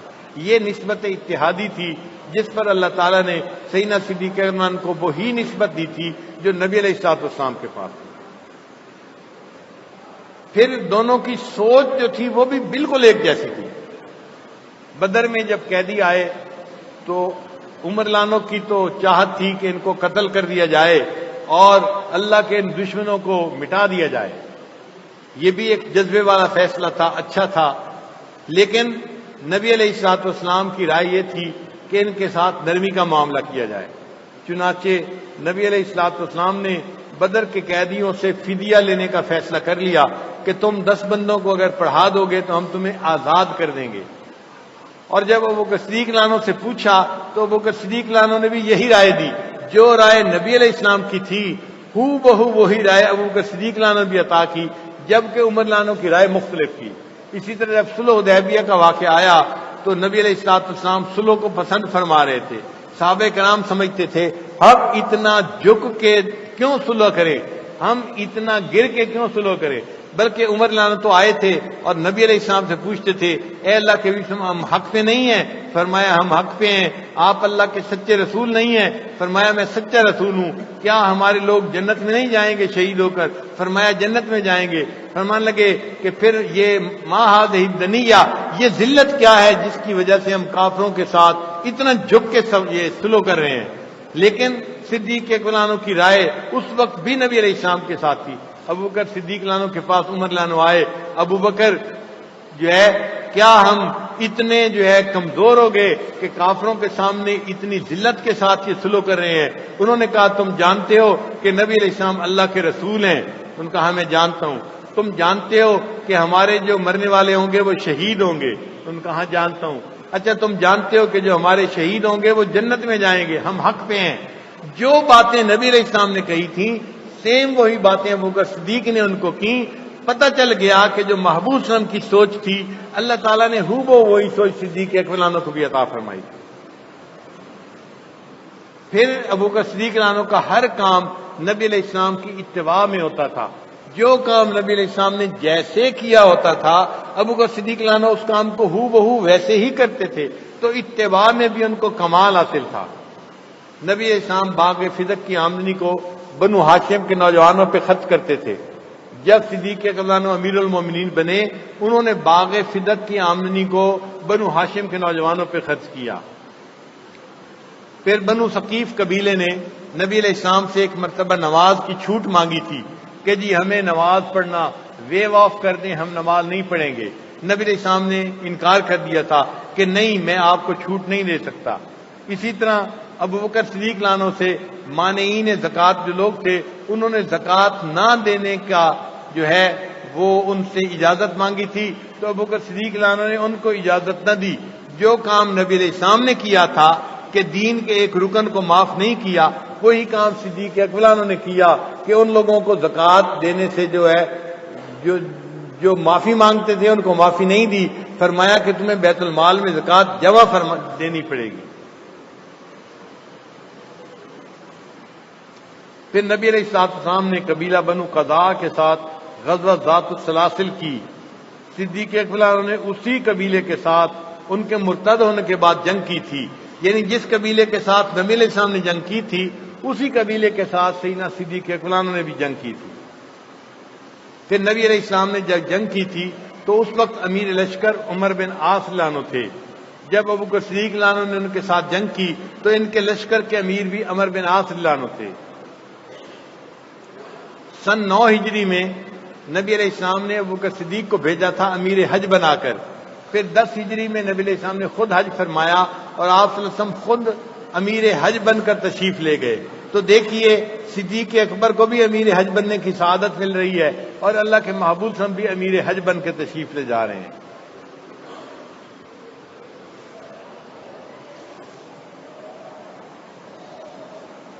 پھر جو خاندانی حالات تھے وہ بھی دونوں کے ایک جیسے تھے۔ اب دیکھیں ذاتی باتیں تو کچھ کنٹرول میں ہوتی ہیں، ایک بندے نے محنت کر کے اس کو ایک جیسی کر لی، جو خاندانی حالات ہوتے ہیں وہ تو ایک جیسے نہیں ہوتے، وہ تو من جانب اللہ ہوتے ہیں۔ اللہ نے خاندانی حالات بھی ایک جیسے رکھے تھے۔ چنانچہ نبی علیہ الصلوۃ والسلام کے جو داماد تھے سیدنا عثمان رضی اللہ عنہ اور سیدنا علی رضی اللہ عنہ یہ سابقین اولین میں سے تھے، اور ابو بکر صدیق رضی اللہ عنہ کے داماد حضرت زبیر رضی اللہ عنہ وہ بھی سابقین اولین میں سے تھے۔ یہ فضیلت اللہ نے اپنے محبوب کو بھی عطا فرمائی اور وہی فضیلت اللہ نے اپنے محبوب کے صدیق کو بھی عطا فرمائی تھی۔ پھر نبی علیہ السلام کے جو داماد تھے وہ مہاجرین میں سے تھے، اور حضرت ابو بکر صدیق کے جو داماد حضرت زبیر رضی اللہ عنہ تھے وہ بھی مہاجرین میں سے تھے۔ پھر نبی علیہ السلام کے جو داماد تھے وہ عشرہ مبشرہ میں سے تھے، اور ابو بکر صدیق رضی اللہ عنہ کے جو داماد تھے زبیر رضی اللہ عنہ وہ بھی عشرہ مبشرہ میں سے تھے۔ پھر نبی علیہ الصلوۃ والسلام کی جو بیٹی تھی فاطمہ الزہرا رضی اللہ عنہا اس کو فضیلت حاصل تھی، اس کو اللہ نے جنتی عورتوں کا سردار بنا دیا اور اس کو یہ فضیلت عطا فرما دی، اور یہی فضیلت اللہ نے ابو بکر صدیق کو عطا فرمائی کہ ان کی بیٹی جو عائشہ صدیقہ تھی اللہ تعالیٰ نے اس کو تمام جہان کی عورتوں میں سے زیادہ ممتاز فرمایا۔ نبی علیہ السلام نے فرمایا میری عائشہ کو باقی عورتوں پر ایسی فضیلت حاصل ہے جو سرید کو باقی کھانوں کے اوپر فضیلت حاصل ہوتی ہے۔ پھر دیکھیے کہ نبی علیہ السلام کی بیٹی سیدہ فاطمہ الزہرا عنہا کے گھر میں مالی تنگی ہوتی تھی تو اپنا آٹا خود پیستی تھیں اور روٹی پکاتی تھیں، لکڑیاں لاتی تھیں، ہاتھوں میں گٹے پڑ گئے تھے، تنگی کے حالات میں زندگی گزاری۔ اور ابو بکر صدیق رضی اللہ عنہ کی بڑی بیٹی تھیں اسماء رضی اللہ تعالیٰ عنہ، ان کے گھر میں بھی تنگی تھی، وہ بھی اپنا آٹا خود پیستی تھیں، اپنے جانوروں کو چارہ ڈالتی تھیں، اور محنت کی وجہ سے ان کے ہاتھوں پہ بھی گٹے پڑ گئے تھے۔ جو نبی علیہ السلام کی بیٹی کے ساتھ حالات پیش آئے وہی سیدنا صدیق اکبر عنہ کی بیٹی کے ساتھ حالات پیش آئے۔ پھر اولاد سے آگے معاملہ بڑھ گیا، جو آگے گرینڈ چلڈرن تھے ان کے ساتھ بھی حالات ایک جیسے آئے۔ چنانچہ نبی علیہ السلام کے جو نواسے تھے ان کو اللہ تعالیٰ نے ہمت عطا فرمائی، انہوں نے یزید کی بیعت سے انکار کر دیا، حضرت حسین رضی اللہ عنہ نے۔ اور عبداللہ ابن زبیر جو حضرت ابوبکر صدیق کے نواسے تھے انہوں نے بھی یزید کی بیعت سے انکار فرمایا۔ پھر حضرت حسین رضی اللہ عنہ کو شہید کر دیا گیا اور حضرت عبداللہ ابن زبیر رضی اللہ عنہ کو بھی شہید کر دیا گیا۔ حضرت حسین رضی اللہ عنہ کو شامیوں نے شہادت سے پہلے اپنے نرغے میں لے لیا تھا، حضرت عبداللہ ابن زبیر رضی اللہ عنہ کو جو ہے حجاج کے لوگوں نے شہادت سے پہلے اپنے گھیرے میں لے لیا تھا۔ حضرت حسین رضی اللہ عنہ کی شہادت سے پہلے ان کے جو رشتہ دار نوجوان تھے، بھائی بھتیجے، ان کو شہید کیا گیا تھا، اور عبداللہ ابن زبیر رضی اللہ عنہ کو شہید کرنے سے پہلے جو ان کے ساتھی تھے، نوجوان تھے، ان کو پہلے شہید کیا گیا، آخر پہ عبداللہ ابن زبیر رضی اللہ عنہ کو شہید کیا گیا۔ تو دیکھو جو حالات نبی علیہ السلام کے تھے وہی حالات ابو بکر صدیق کے تھے، جو اولاد کے تھے وہی ابو بکر صدیق کی اولاد کے تھے، جو آگے نواسوں کے تھے وہی ابو بکر صدیق کے نواسوں کے حالات تھے۔ یہ حالات من جانب اللہ تھے، اس کا مطلب کہ اللہ نے نسبت اتحادی عطا فرمائی تھی۔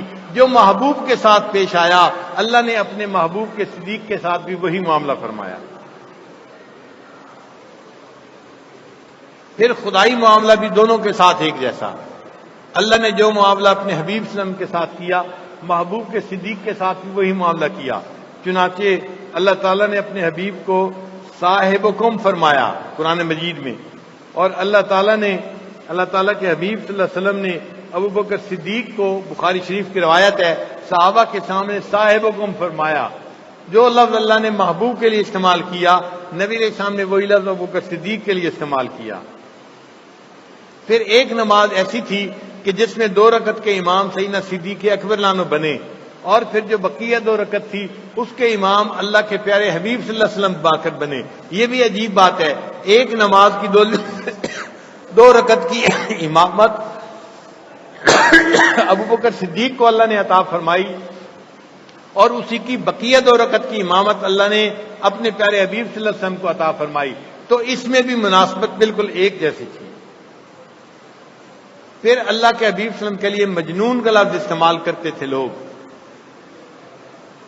اور سیدنا صدیق اکبر عنہ کے لیے حدیث مبارکہ میں آتا ہے کہ کہا گیا ھذا ابن ابی قحافہ لمجنون، کہ یہ ابن قحافہ کا بیٹا پاگل ہے، مجنون ہے۔ جو نبی علیہ السلام کے لیے لفظ استعمال ہوا ہو بہو وہی لفظ سیدنا صدیق اکبر عنہ کے لیے استعمال ہوا۔ پھر طائف کے سفر سے جب نبی علیہ السلام واپس آئے تو مطعم بن عدی اس نے نبی علیہ السلام کو پناہ دی تھی اور وہ مکہ مکرمہ لے کر آیا تھا۔ اور سیدنا صدیق اکبر عنہ جب حبشہ کی سفر سے درمیان سے واپس آ گئے، ان کو بھی کافروں کے ایک سردار ابن ابی دغنا اس نے اپنی پناہ دی تھی اور وہ ان کو لے کے مکہ مکرمہ آیا تھا۔ یہاں بھی بالکل حالات ایک ہی جیسے پیش آئے۔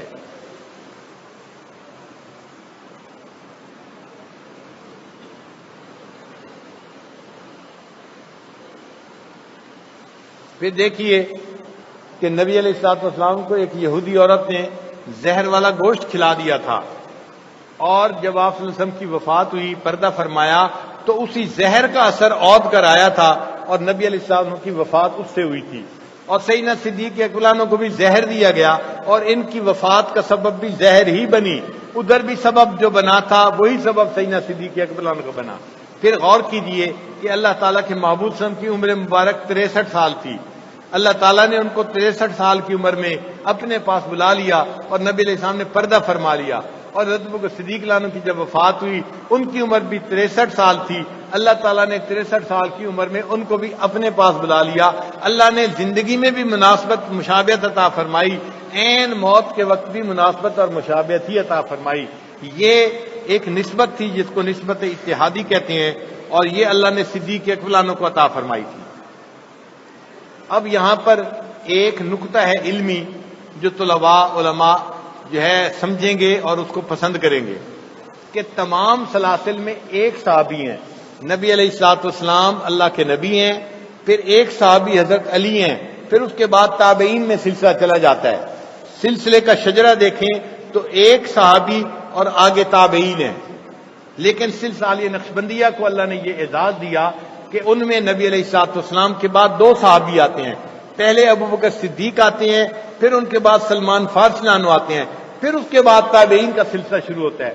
تو ذہن میں سوال پیدا ہوتا ہے کہ نقشبندیہ سلسلے میں 2 صحابی کیوں آئے؟ اس کا کیا جواب ہے؟ علماء نے اس کا جواب لکھا ہے. وہ فرماتے ہیں کہ سیدنا صدیق اکبر عنہ کو چونکہ وہی نسبت ملی تھی جو نبی علیہ الصلوۃ والسلام کی تھی، تو نبی علیہ الصلوۃ والسلام کی نسبت کو صحابہ ہی حاصل کر سکتے تھے، تابعی نہیں حاصل کر سکتا تھا. اس کے اندر اتنی استعداد ہی نہیں تھی کہ وہ اس نسبت کو اپنے اندر برداشت کر جاتا. کیونکہ ابوبکر کی نسبت نبی علیہ السلام کی نسبت ایک تھی. نبی علیہ السلام نے فرمایا ما صب اللہ فی صدری الا وقد صببتہ فی صدر ابی بکر، جو اللہ نے میرے سینے میں ڈالا میں نے اسے ابوبکر کے سینے میں ڈالا. اب ابوبکر کے سینے میں وہی نسبت تھی، اس کے لیے کوئی صحابی کی ضرورت تھی جو اس کو حاصل کرتا اور پھر اس کے بعد وہ تابعی تک منتقل ہوتی. اس لیے اللہ نے سلمان فارسی کو درمیان میں رکھ دیا. انہوں نے ابوبکر صدیق سے نسبت حاصل کی اور ان سے پھر آگے قاسم بن محمد ابوبکر صدیق نے حاصل کی. تو اس لیے سلسلہ نقشبندیہ میں 2 صحابہ آ گئے اور اللہ نے نسبت کو تابعین میں منتقل فرما دیا. حضرت مولانا یعقوب نانوتوی رحمۃ اللہ علیہ سے کسی نے سوال پوچھا کہ اللہ تعالیٰ کے حبیب صلی اللہ علیہ وسلم نے فرمایا ہے کہ لو کان بعدی نبیا لکان عمر، اگر میرے بعد کوئی نبی آنا ہوتا تو وہ عمر ہوتا. تو طالب علم نے کہا کہ حضرت اشکال پیدا ہوتا ہے کہ اللہ کے محبوب صلی اللہ علیہ وسلم نے حضرت ابوبکر صدیق کا نام کیوں نہیں دیا؟ وہ ان سے زیادہ افضل اور اعلیٰ تھے، ان کا نام لینا چاہیے تھا، عمر کا نام لیا. تو حضرت مولانا یعقوب نانوتوی رحمۃ اللہ نے جواب دیا کہ دیکھو حضرت ابوبکر صدیق عنہ نبی کے بعد نہیں تھے، وہ تو نبی کے ساتھ تھے. ان کو معکم کی وجہ سے نبی علیہ السلام کی معیت حاصل تھی، وہ ساتھ تھے، ان کو الگ نہیں کر سکتے. اس لیے جب وہ ساتھ تھے تو نبی علیہ السلام نے فرمایا لو کان بعدی نبیًا، میرے بعد نبی آنا ہوتا تو پھر بعد میں کون رہ گیا تھا؟ عمر رہ گئے تھے. انہوں نے عمر کا نام لے دیا. تو نبی علیہ السلام تو بعد نہیں تھے، وہ تو معکم میں معیت حاصل کرنے والے تھے.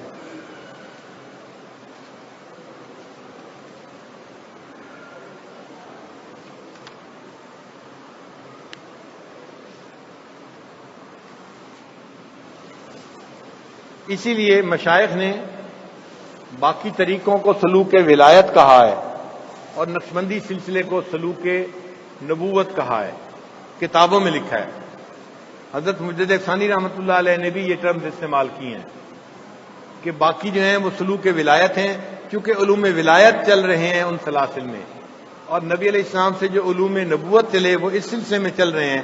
اس لیے دونوں سلاسل کے انداز میں اور رنگ میں فرق ہے. یہاں ایک پوائنٹ کلیئر کر دیں کہ اگر آپ چشتیہ بزرگوں کو دیکھیں گے نا جنہوں نے دنیا میں زندگی گزاری تو آپ کو یہ فرق بہت واضح نظر آئے گا. لیکن اگر اکابر علماء دیوبند کو دیکھیں گے تو پھر آپ کنفیوز ہو جائیں گے. اس کی وجہ یہ کہ اکابر علماء دیوبند کو اللہ نے دونوں نسبتیں عطا فرمائی تھیں. حضرت حاجی امداد اللہ مہاجر مکی رحمۃ اللہ کی وجہ سے علماء دیوبند میں نسبت چلی تھی. حضرت حاجی صاحب ابتدا میں نقشبندی تھے، انہوں نے اپنے شیخ سے نقشبندی نسبت پائی تھی. پھر تھوڑی عمر میں ان کی وفات ہو گئی شاہ عبد الرحیم رحمۃ اللہ علیہ کی. تو انہوں نے سوچا میں کسی دوسرے شیخ سے بیعت کرتا ہوں. تو ملا جیواں رحمۃ اللہ علیہ چشتیہ سلسلہ کے بزرگ تھے، انہوں نے چشتیہ سلسلہ میں بیعت کر لی. تو پہلی بیعت نقشبندیہ سلسلہ میں تھی اور دوسری بیعت ان کی چشتیہ سلسلے میں تھی. چونکہ وہ دونوں نسبتوں کے جامع تھے وہ مرج البحرین بن گئے. اب ان کی نسبت جو علماء دیوبند میں چلی تو یہ دونوں رنگ علماء دیوبند میں پائے جاتے ہیں. اگرچہ ظاہری وہ چشتیہ سلسلہ کے لوگ ہوں مگر ان میں نقشبندیت کی اتباع سنت نظر آتی ہے اور انسان پھر کنفیوز ہو جاتا ہے. تو آپ ان کو نہ دیکھیں بلکہ جو فقط چشتی حضرات گزرے ہیں دوسرے بزرگ ان کی زندگیوں کو دیکھیں تو آپ کو دونوں نسبتوں کا فرق بہت واضح نظر آئے گا. چنانچہ جو سلوک ولایت ہے اس میں جو سلوک ولایت کے لوگ ہیں وہ کھانے پینے میں تکلفاً کمی کرتے ہیں. یہ اپنے سالکین کو بتاتے ہیں کم کھاؤ کم پیو کم سو، یہ کم یعنی کم کی جو ہے محنت کروائی جاتی ہے.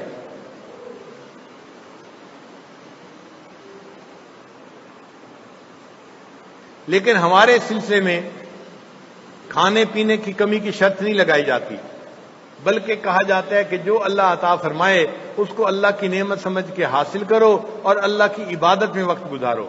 ایک نوجوان نقشبند بخاری رحمۃ اللہ کے پاس آیا، حضرت میں کتنا کھانا کھایا کروں؟ فرمایا اے دوست تو اچھا کھا اور کام اچھی طرح کر. اگر تو اچھا کھائے گا اور عبادت اچھی طرح کرے گا تو اللہ تعالیٰ کو تیرا کھانا برا نہیں لگے گا.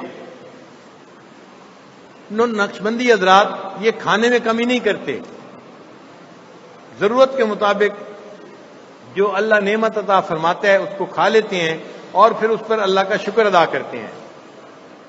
پھر چشتی حضرات کے اندر جو سلوک ولایت ہے مخلوق کے ساتھ وحشت ہوتی ہے، وہ تنہائی پسند ہوتے ہیں، الگ رہنا پسند کرتے ہیں، لوگوں سے ملنا بھی پسند نہیں کرتے. لیکن جو نقشبندی نسبت ہے اس کے لوگ دین کی وجہ سے عوام الناس کے ساتھ محبت کا تعلق رکھتے ہیں اور دین کی دعوت کا کام کرتے ہیں. اس وجہ سے ان کو مخلوق سے وحشت نہیں ہوتی بلکہ مخلوق کے ساتھ انس کی کیفیت ہوتی ہے. جو چشتی نسبت رکھنے والے لوگ ہیں جب تک واجب نہ ہو وہ امر و نہی نہیں کرتے، اپنے آپ سے کام رکھتے ہیں. تجھ کو پرائی کیا پڑی اپنی نبیڑ تو. لیکن جو نقشبندی حضرات ہیں ان کے اندر چونکہ سلوک نبوت ہے تو وہ امر و نہی کو اپنی زندگی کا شعار بنا لیتے ہیں. اپنے گھر میں بھی امر و نہی کا کام کرتے ہیں اور دین کے کام میں بھی دعوت و تبلیغ کے کام کو اپنا کام بناتے ہیں. پھر جو چشتی نسبت رکھنے والے حضرات ہیں وہ عبادات میں لذت و شوق کا بڑا خیال کرتے ہیں. نماز کی لذت، قرآن کی لذت، فلاں کی لذت، شوق ذوق یہ ان کے لیے بہت لازمی چیز ہے. لیکن جو نقشبندی نسبت رکھنے والے لوگ ہوتے ہیں یہ عبادت کو اللہ کا حکم سمجھ کے ادب کے ساتھ کرتے ہیں. اگر کسی کو لذت ملے اس پر بھی راضی ہیں، اگر نہ ملے پھر بھی اللہ کی عبادت کر رہے ہوتے ہیں.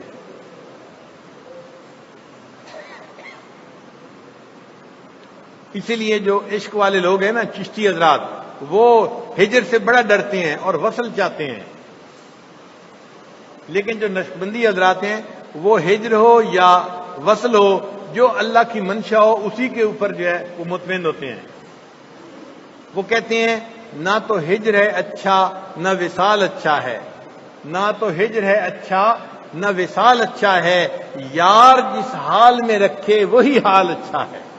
تو اللہ جس حال میں بندے کو رکھتے ہیں وہ بندگی کا جو ہے ثبوت دیتے ہوئے اسی حال پہ اپنے رب سے راضی ہوتے ہیں.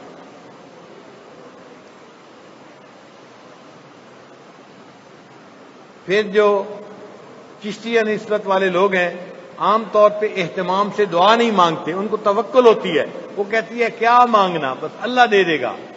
اس لیے جو رابعہ تھی، رابعہ بصریہ، وہ جنت بھی نہیں مانگتی تھی اور کہتی تھی جو جنت مانگے گا وہ گویا عبادت کا بدلہ مانگ رہا ہے، تم جنت مت مانگو اللہ کے لیے پڑھو. تو جنت بھی نہیں مانگتے. لیکن جو نقشبندی حضرات ہیں وہ نبی علیہ السلام کی سنت سمجھتے ہوئے، کیونکہ نبی علیہ السلام نے فرمایا کہ تم اللہ سے دعا مانگو اللہم انی اسألک الجنہ واعوذ بک من النار، تو وہ اللہ تعالیٰ سے جنت کی دعا مانگتے ہیں، جہنم سے پناہ مانگتے ہیں. تو نقشبندی حضرات اہتمام کے ساتھ دعا مانگتے ہیں، جبکہ دوسرے حضرات کا رنگ ایسا ہے کہ وہ اللہ پہ توکل کر کے ہر چیز اس پہ چھوڑ دیتے ہیں اور مانگنے کو کہتے ہیں کہ یہ ابدیت کے شاید مناسب نہیں ہے. اس لیے چشتی حضرات اپنے شیخ کو سارے جہان سے افضل سمجھتے ہیں اور نقشبندی حضرات اپنے شیخ کو سارے جہان سے انفع سمجھتے ہیں کہ ہمارا شیخ درجے میں تو سارے جہان کے مشائخ سے بڑا نہیں ہے، لیکن نفع پہنچانے میں جو نفع ہمیں اپنے شیخ سے مل سکتا ہے وہ نفع ہمیں کسی اور سے نہیں مل سکتا۔ یہ ایسا ہی ہے کہ جیسے ایک بچے کی ماں ہو، وہ خوبصورتی میں ساری دنیا کی عورتوں سے اچھی نہیں ہو سکتی، تعلیم میں ساری دنیا کی عورتوں سے اچھی نہیں ہو سکتی، وہ مال پیسے میں ساری دنیا کی عورتوں میں اچھی نہیں ہو سکتی، لیکن بچے پر شفقت اور رحمت میں وہ ساری دنیا کی عورتوں سے زیادہ بہتر ہوگی۔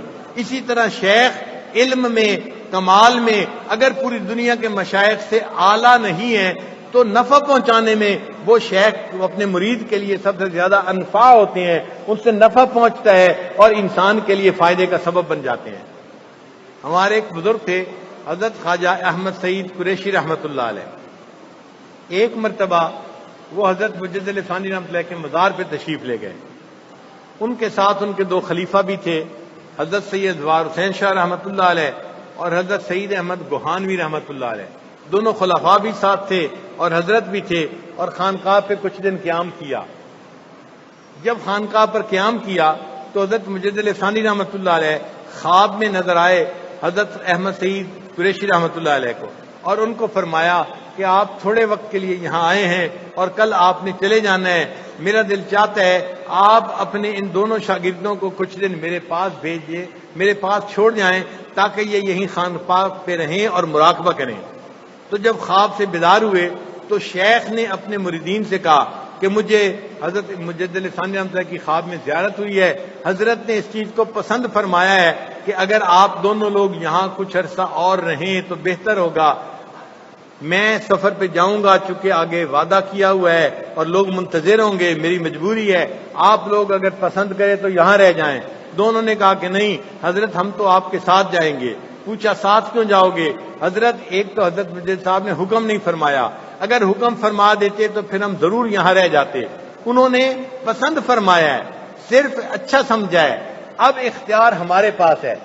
تو حضرت نے فرمایا کہ بھئی آخر وہ مجدد ثانی ہے، تو ان دونوں نے جواب دیا حضرت آپ کے مجدد وہ ہیں اور ہمارے مجدد آپ ہیں، ہم آپ کے ساتھ جانا پسند کریں گے۔ آپ کے مجدد وہ ہیں اور ہمارے مجدد آپ ہیں، تو ہمارے لیے تو آپ انفع ہیں، ہمیں تو آپ سے فیض ملنا ہے، ہم آپ کا ساتھ دیں گے۔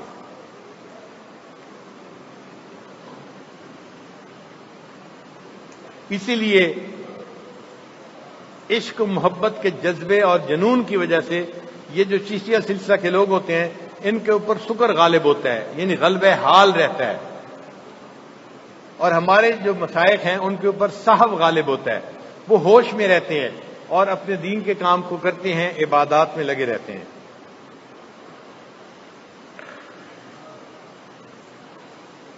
کیونکہ مشائخ چشت کے اوپر سکر کی کیفیت غالب ہوتی ہے، اس لیے ان سے کرامات زیادہ صادر ہوتی ہیں، کیونکہ توجہ اللہ ہوتی ہے، اسباب پہ نظر نہیں ہوتی، اور جیسی توجہ ہوتی ہے اللہ معاملہ ویسا کرتے ہیں، تو ان سے کرامات زیادہ صادر ہوتی ہیں۔ اور ہمارے اس سلسلے کے اندر جو مشائخ ہیں ان سے کرامات زیادہ صادر نہیں ہوتی، ان کو اللہ معنوی کمالات زیادہ عطا فرما دیتے ہیں، ان پر ظاہری کرامات نہیں کھلتی بلکہ معنوی کمالات ان کو اللہ عطا فرماتے ہیں۔ ان کی وجہ سے جو ہے وہ مردہ زندہ ہو جاتا ہے، تو اس کو بڑی کرامت سمجھا جاتا ہے۔ ہمارے بزرگ فرماتے ہیں کہ مردہ دل کو زندہ کر دینا یہ اس سے بڑی کرامت ہوا کرتی ہے۔ یہ معنوی کمالات ہیں، یہ معارف ہیں جو اللہ ہمارے بزرگوں پر کھولا کرتے ہیں۔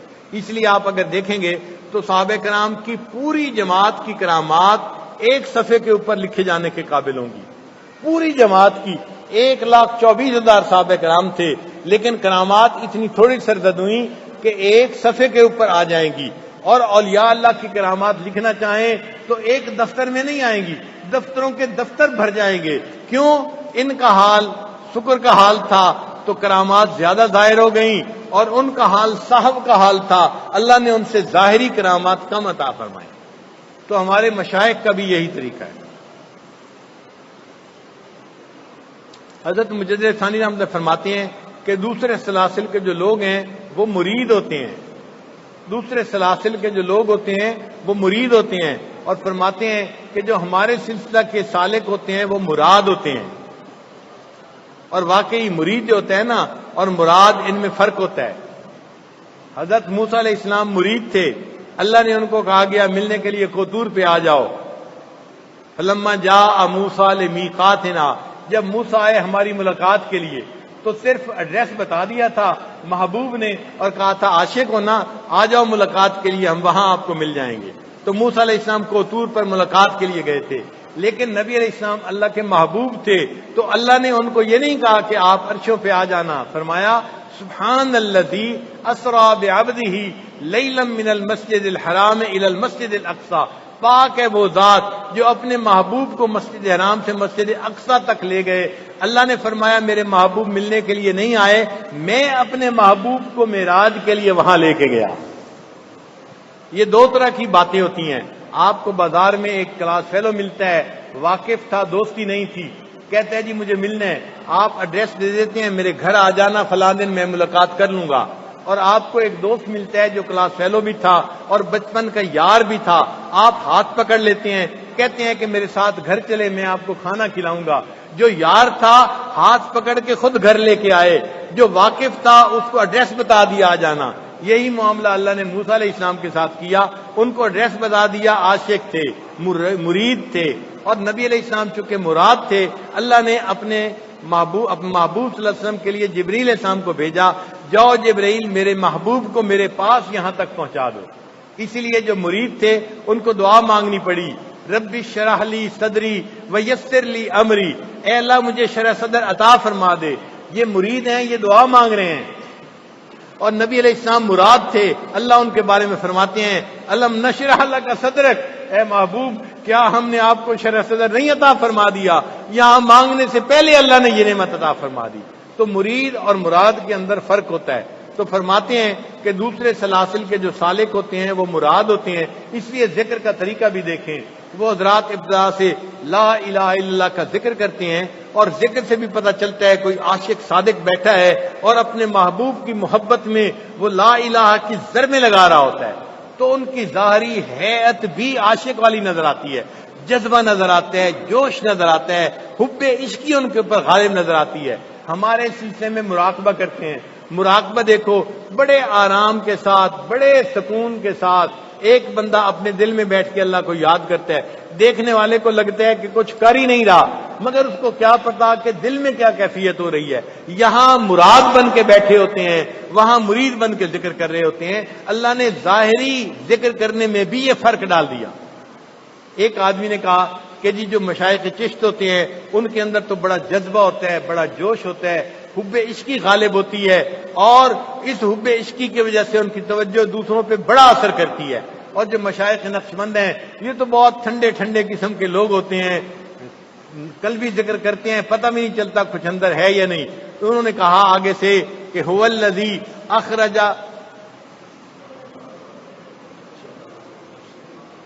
من الشجر الاخضر نارا، وہ ذات جس نے سبز درخت کے اندر سے آگ نکال دی. کہ اللہ تعالیٰ قرآن مجید میں فرماتے ہیں اگر وہ سبز درخت میں سے آگ نکال سکتے ہیں تو یہ نقشبندی حضرات جو دیکھنے میں ٹھنڈے ٹھنڈے نظر آتے ہیں، ان سب درختوں میں سے بھی اللہ تعالیٰ عشق کی آگ نکال دیتے ہیں جو سالک کے سینے میں منتقل ہوتی ہے، اور اس کو بھی اللہ تعالیٰ اپنی محبت عطا فرما دیتے ہیں. اسی لیے حضرت اقدس تھانوی رحمۃ اللہ لکھتے ہیں کہ جو مشائخ چشت ہیں ان کے اندر مسکنت غالب ہوتی ہے. سر پہ ایک ٹوپی رکھ لی، وہ بھی سیدھی ہے یا نہیں ہے اس کی طرف دھیان ہی نہیں ہوتا.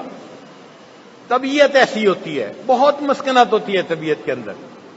معمولی لباس پہننا پسند کرتے ہیں، بلکہ پیوند لگا کے لباس پہننا زیادہ پسند کرتے ہیں. طبیعت کے اوپر مسکنت غالب ہوتی ہے. اور فرماتے ہیں کہ جو ہمارے سلسلے کے مشائخ ہیں ان کے اوپر تمکنت غالب ہوتی ہے، وہ اپنے لباس میں بھی صاف ستھرا لباس استعمال کرتے ہیں، اور اللہ کی نعمت کے اظہار کے طور پہ، نعمت کے شکرانے کے طور پہ اپنے شکر گزار بندوں میں شامل ہونا پسند کرتے ہیں.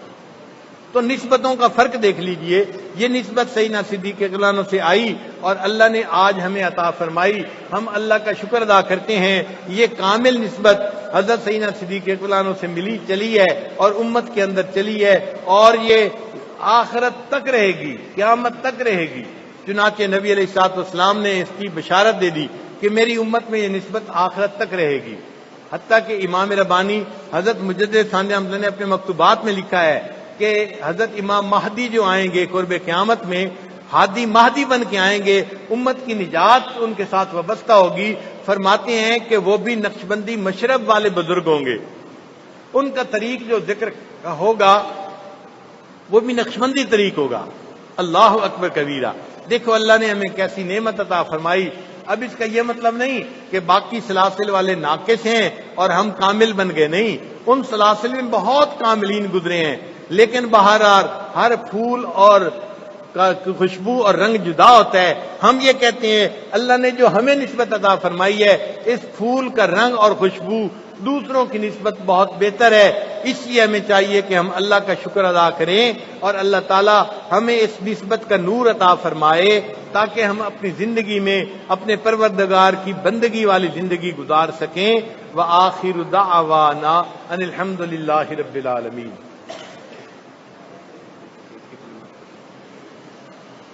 کچھ نئے احباب بیت کی نیت سے تشریف لائے ہیں، ان کی طرف سے پیغام ہے کہ بیت کے کلمات پڑھا دیجیے، دل میں نیت کر دیجیے کہ اس وقت ہم پچھلے گناہوں سے سچی پکی توبہ کر رہے ہیں اور آئندہ نیکوکاری کی زندگی گزارنے کا ارادہ کر رہے ہیں، اور جو حضرات بیت کی نیت سے آئے ہیں وہ بیت کی نیت بھی کر لیں، دونوں نیتیں ساتھ شامل ہو جائیں گی تو دونوں کام ہو جائیں گے۔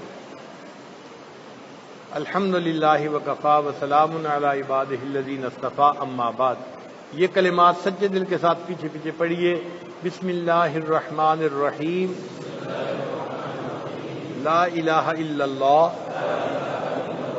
محمد الرسول اللہ، آمنت باللہ وملائکتہ وکتبہ ورسلہ والیوم الآخر والقدر خیرہ وشرہ من اللہ تعالی والبعث بعد الموت، آمنت باللہ کما ہوا باسمائہ وصفاتہ وقبلت جمیع احکامہ اقرار باللسان وتصدیق بالقلب، اشہد ان لا الہ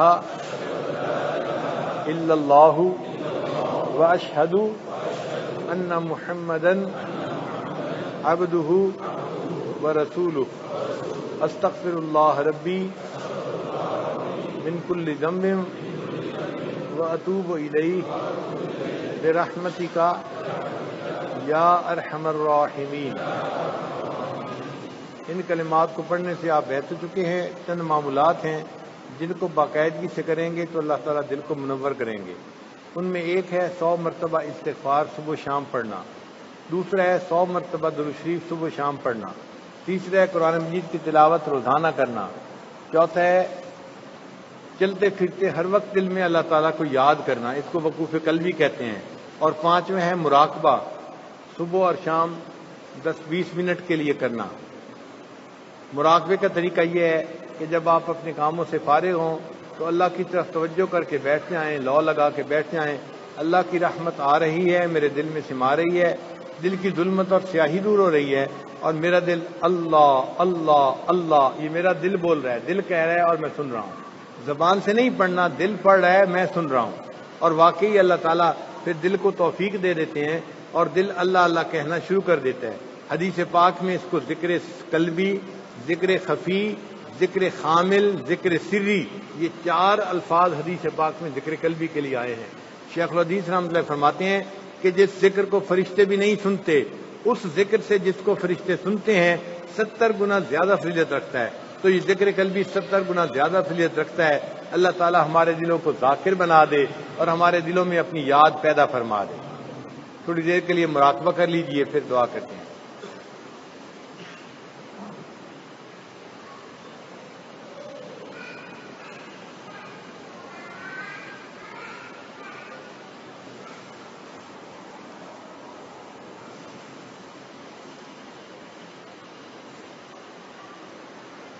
دل مغموم کو مسرور کر دے، دل بے نور کو پر نور کر دے، دل مغموم کو مسرور کر دے، دل بے نور کو پر نور کر دے، فروزاں دل میں شمع طور کر دے، یہ گوشہ نور سے معمور کر دے، میرا ظاہر سنور جائے الہی، میرے باطن کی ظلمت دور کر دے، میرا ظاہر سنور جائے الہی، میرے باطن کی ظلمت دور کر دے، میں وحدت پلا مخمور کر دے، میں وحدت پلا مخمور کر دے، محبت کے نشے میں چور کر دے، میں وحدت پلا مخمور کر دے، محبت کے نشے میں چور کر دے۔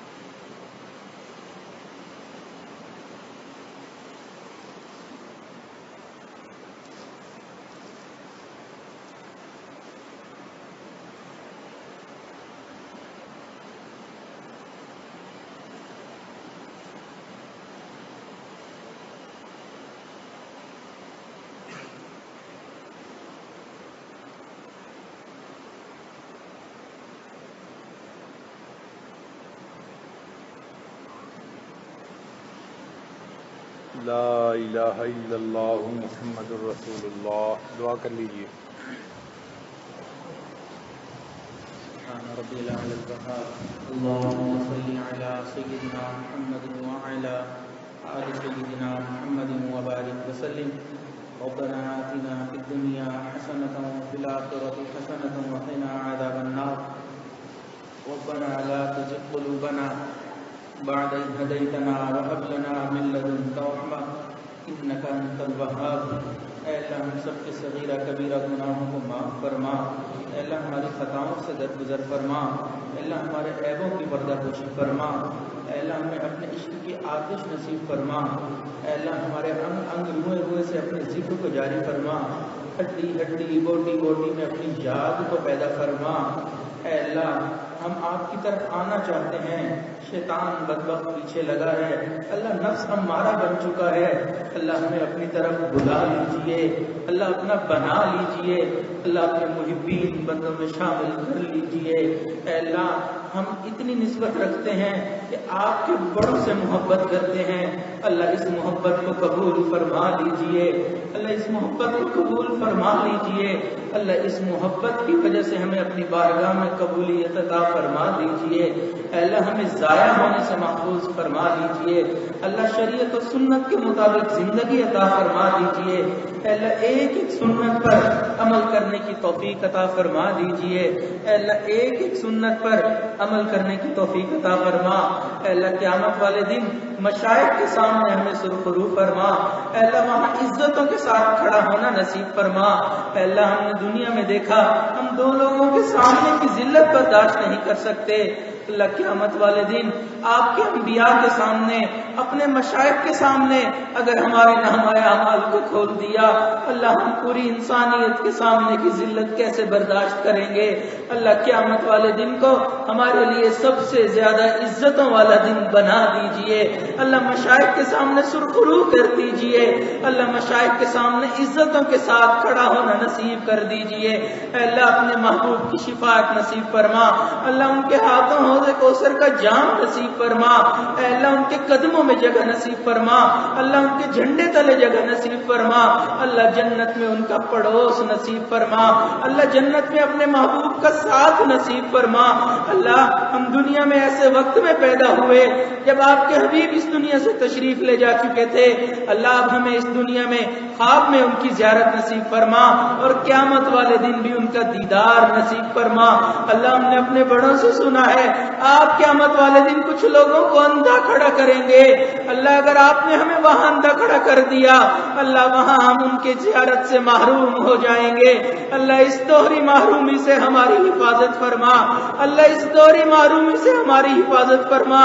اللہ بہت دل چاہتا ہے اس چہرے کو دیکھیں جسے آپ نے والضحیٰ کہا، ان زلفوں کو دیکھیں جسے آپ نے واللیل کہا۔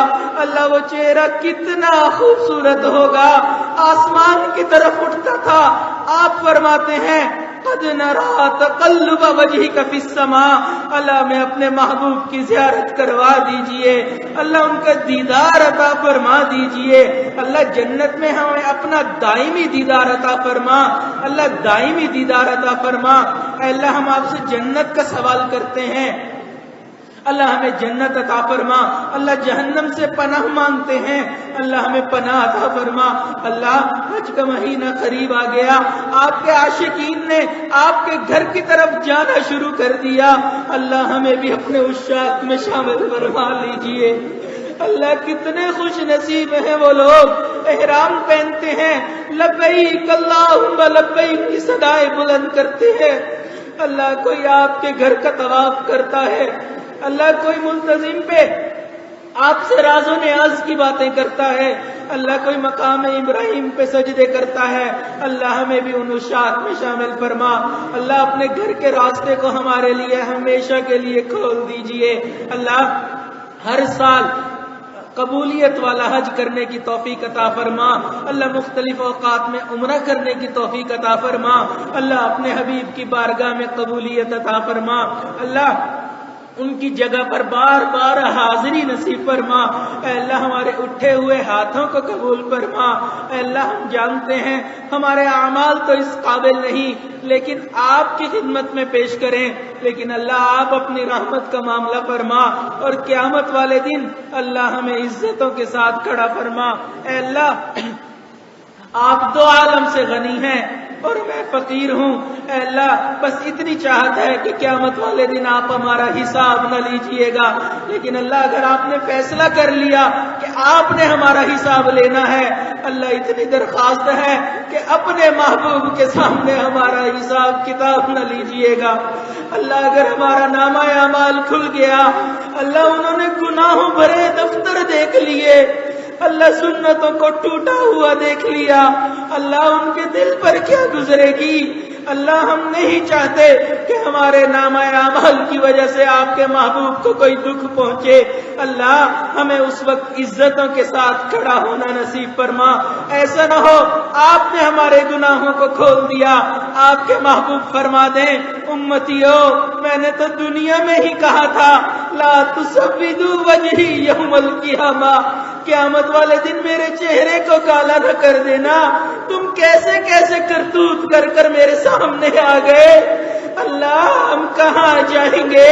اللہ کوئی جائے پناہ نہیں ملے گی، اللہ ہم آپ کی رحمت کے طلبگار ہیں، مولا رحمت کا معاملہ فرما دیجئے، اللہ کرم کا معاملہ فرما دیجئے، اللہ ہمارے عملوں کو نہ دیکھیے، اپنے محبوب کو دیکھ لیجئے، اللہ گنبد خضرا کے مکی کو دیکھ لیجئے، اللہ آپ کو آپ کے محبوب کا واسطہ اللہ اس نسبت کی لاج رکھ لیجئے، اللہ اپنی بارگاہ میں قبولیت عطا فرما دیجئے، اللہ آپ نے جو ہمارے پر احسان کیا اپنے بڑوں کے ساتھ جوڑ دیا، اللہ مرتے دم تک وفا نبھانے کی توفیق عطا فرما، اللہ بے وفائی سے ہماری حفاظت فرما، اللہ فرما برداروں میں ہمارے نام کو شامل فرما، اللہ فرما برداروں میں ہمارے نام کو شامل فرما، اللہ ہم جانتے ہیں آپ کی شان کریمی بہت زیادہ ہے، اللہ کرم فرما دیجئے، اللہ کرم فرما دیجئے، لیکن اللہ پھر بھی ڈر لگتا ہے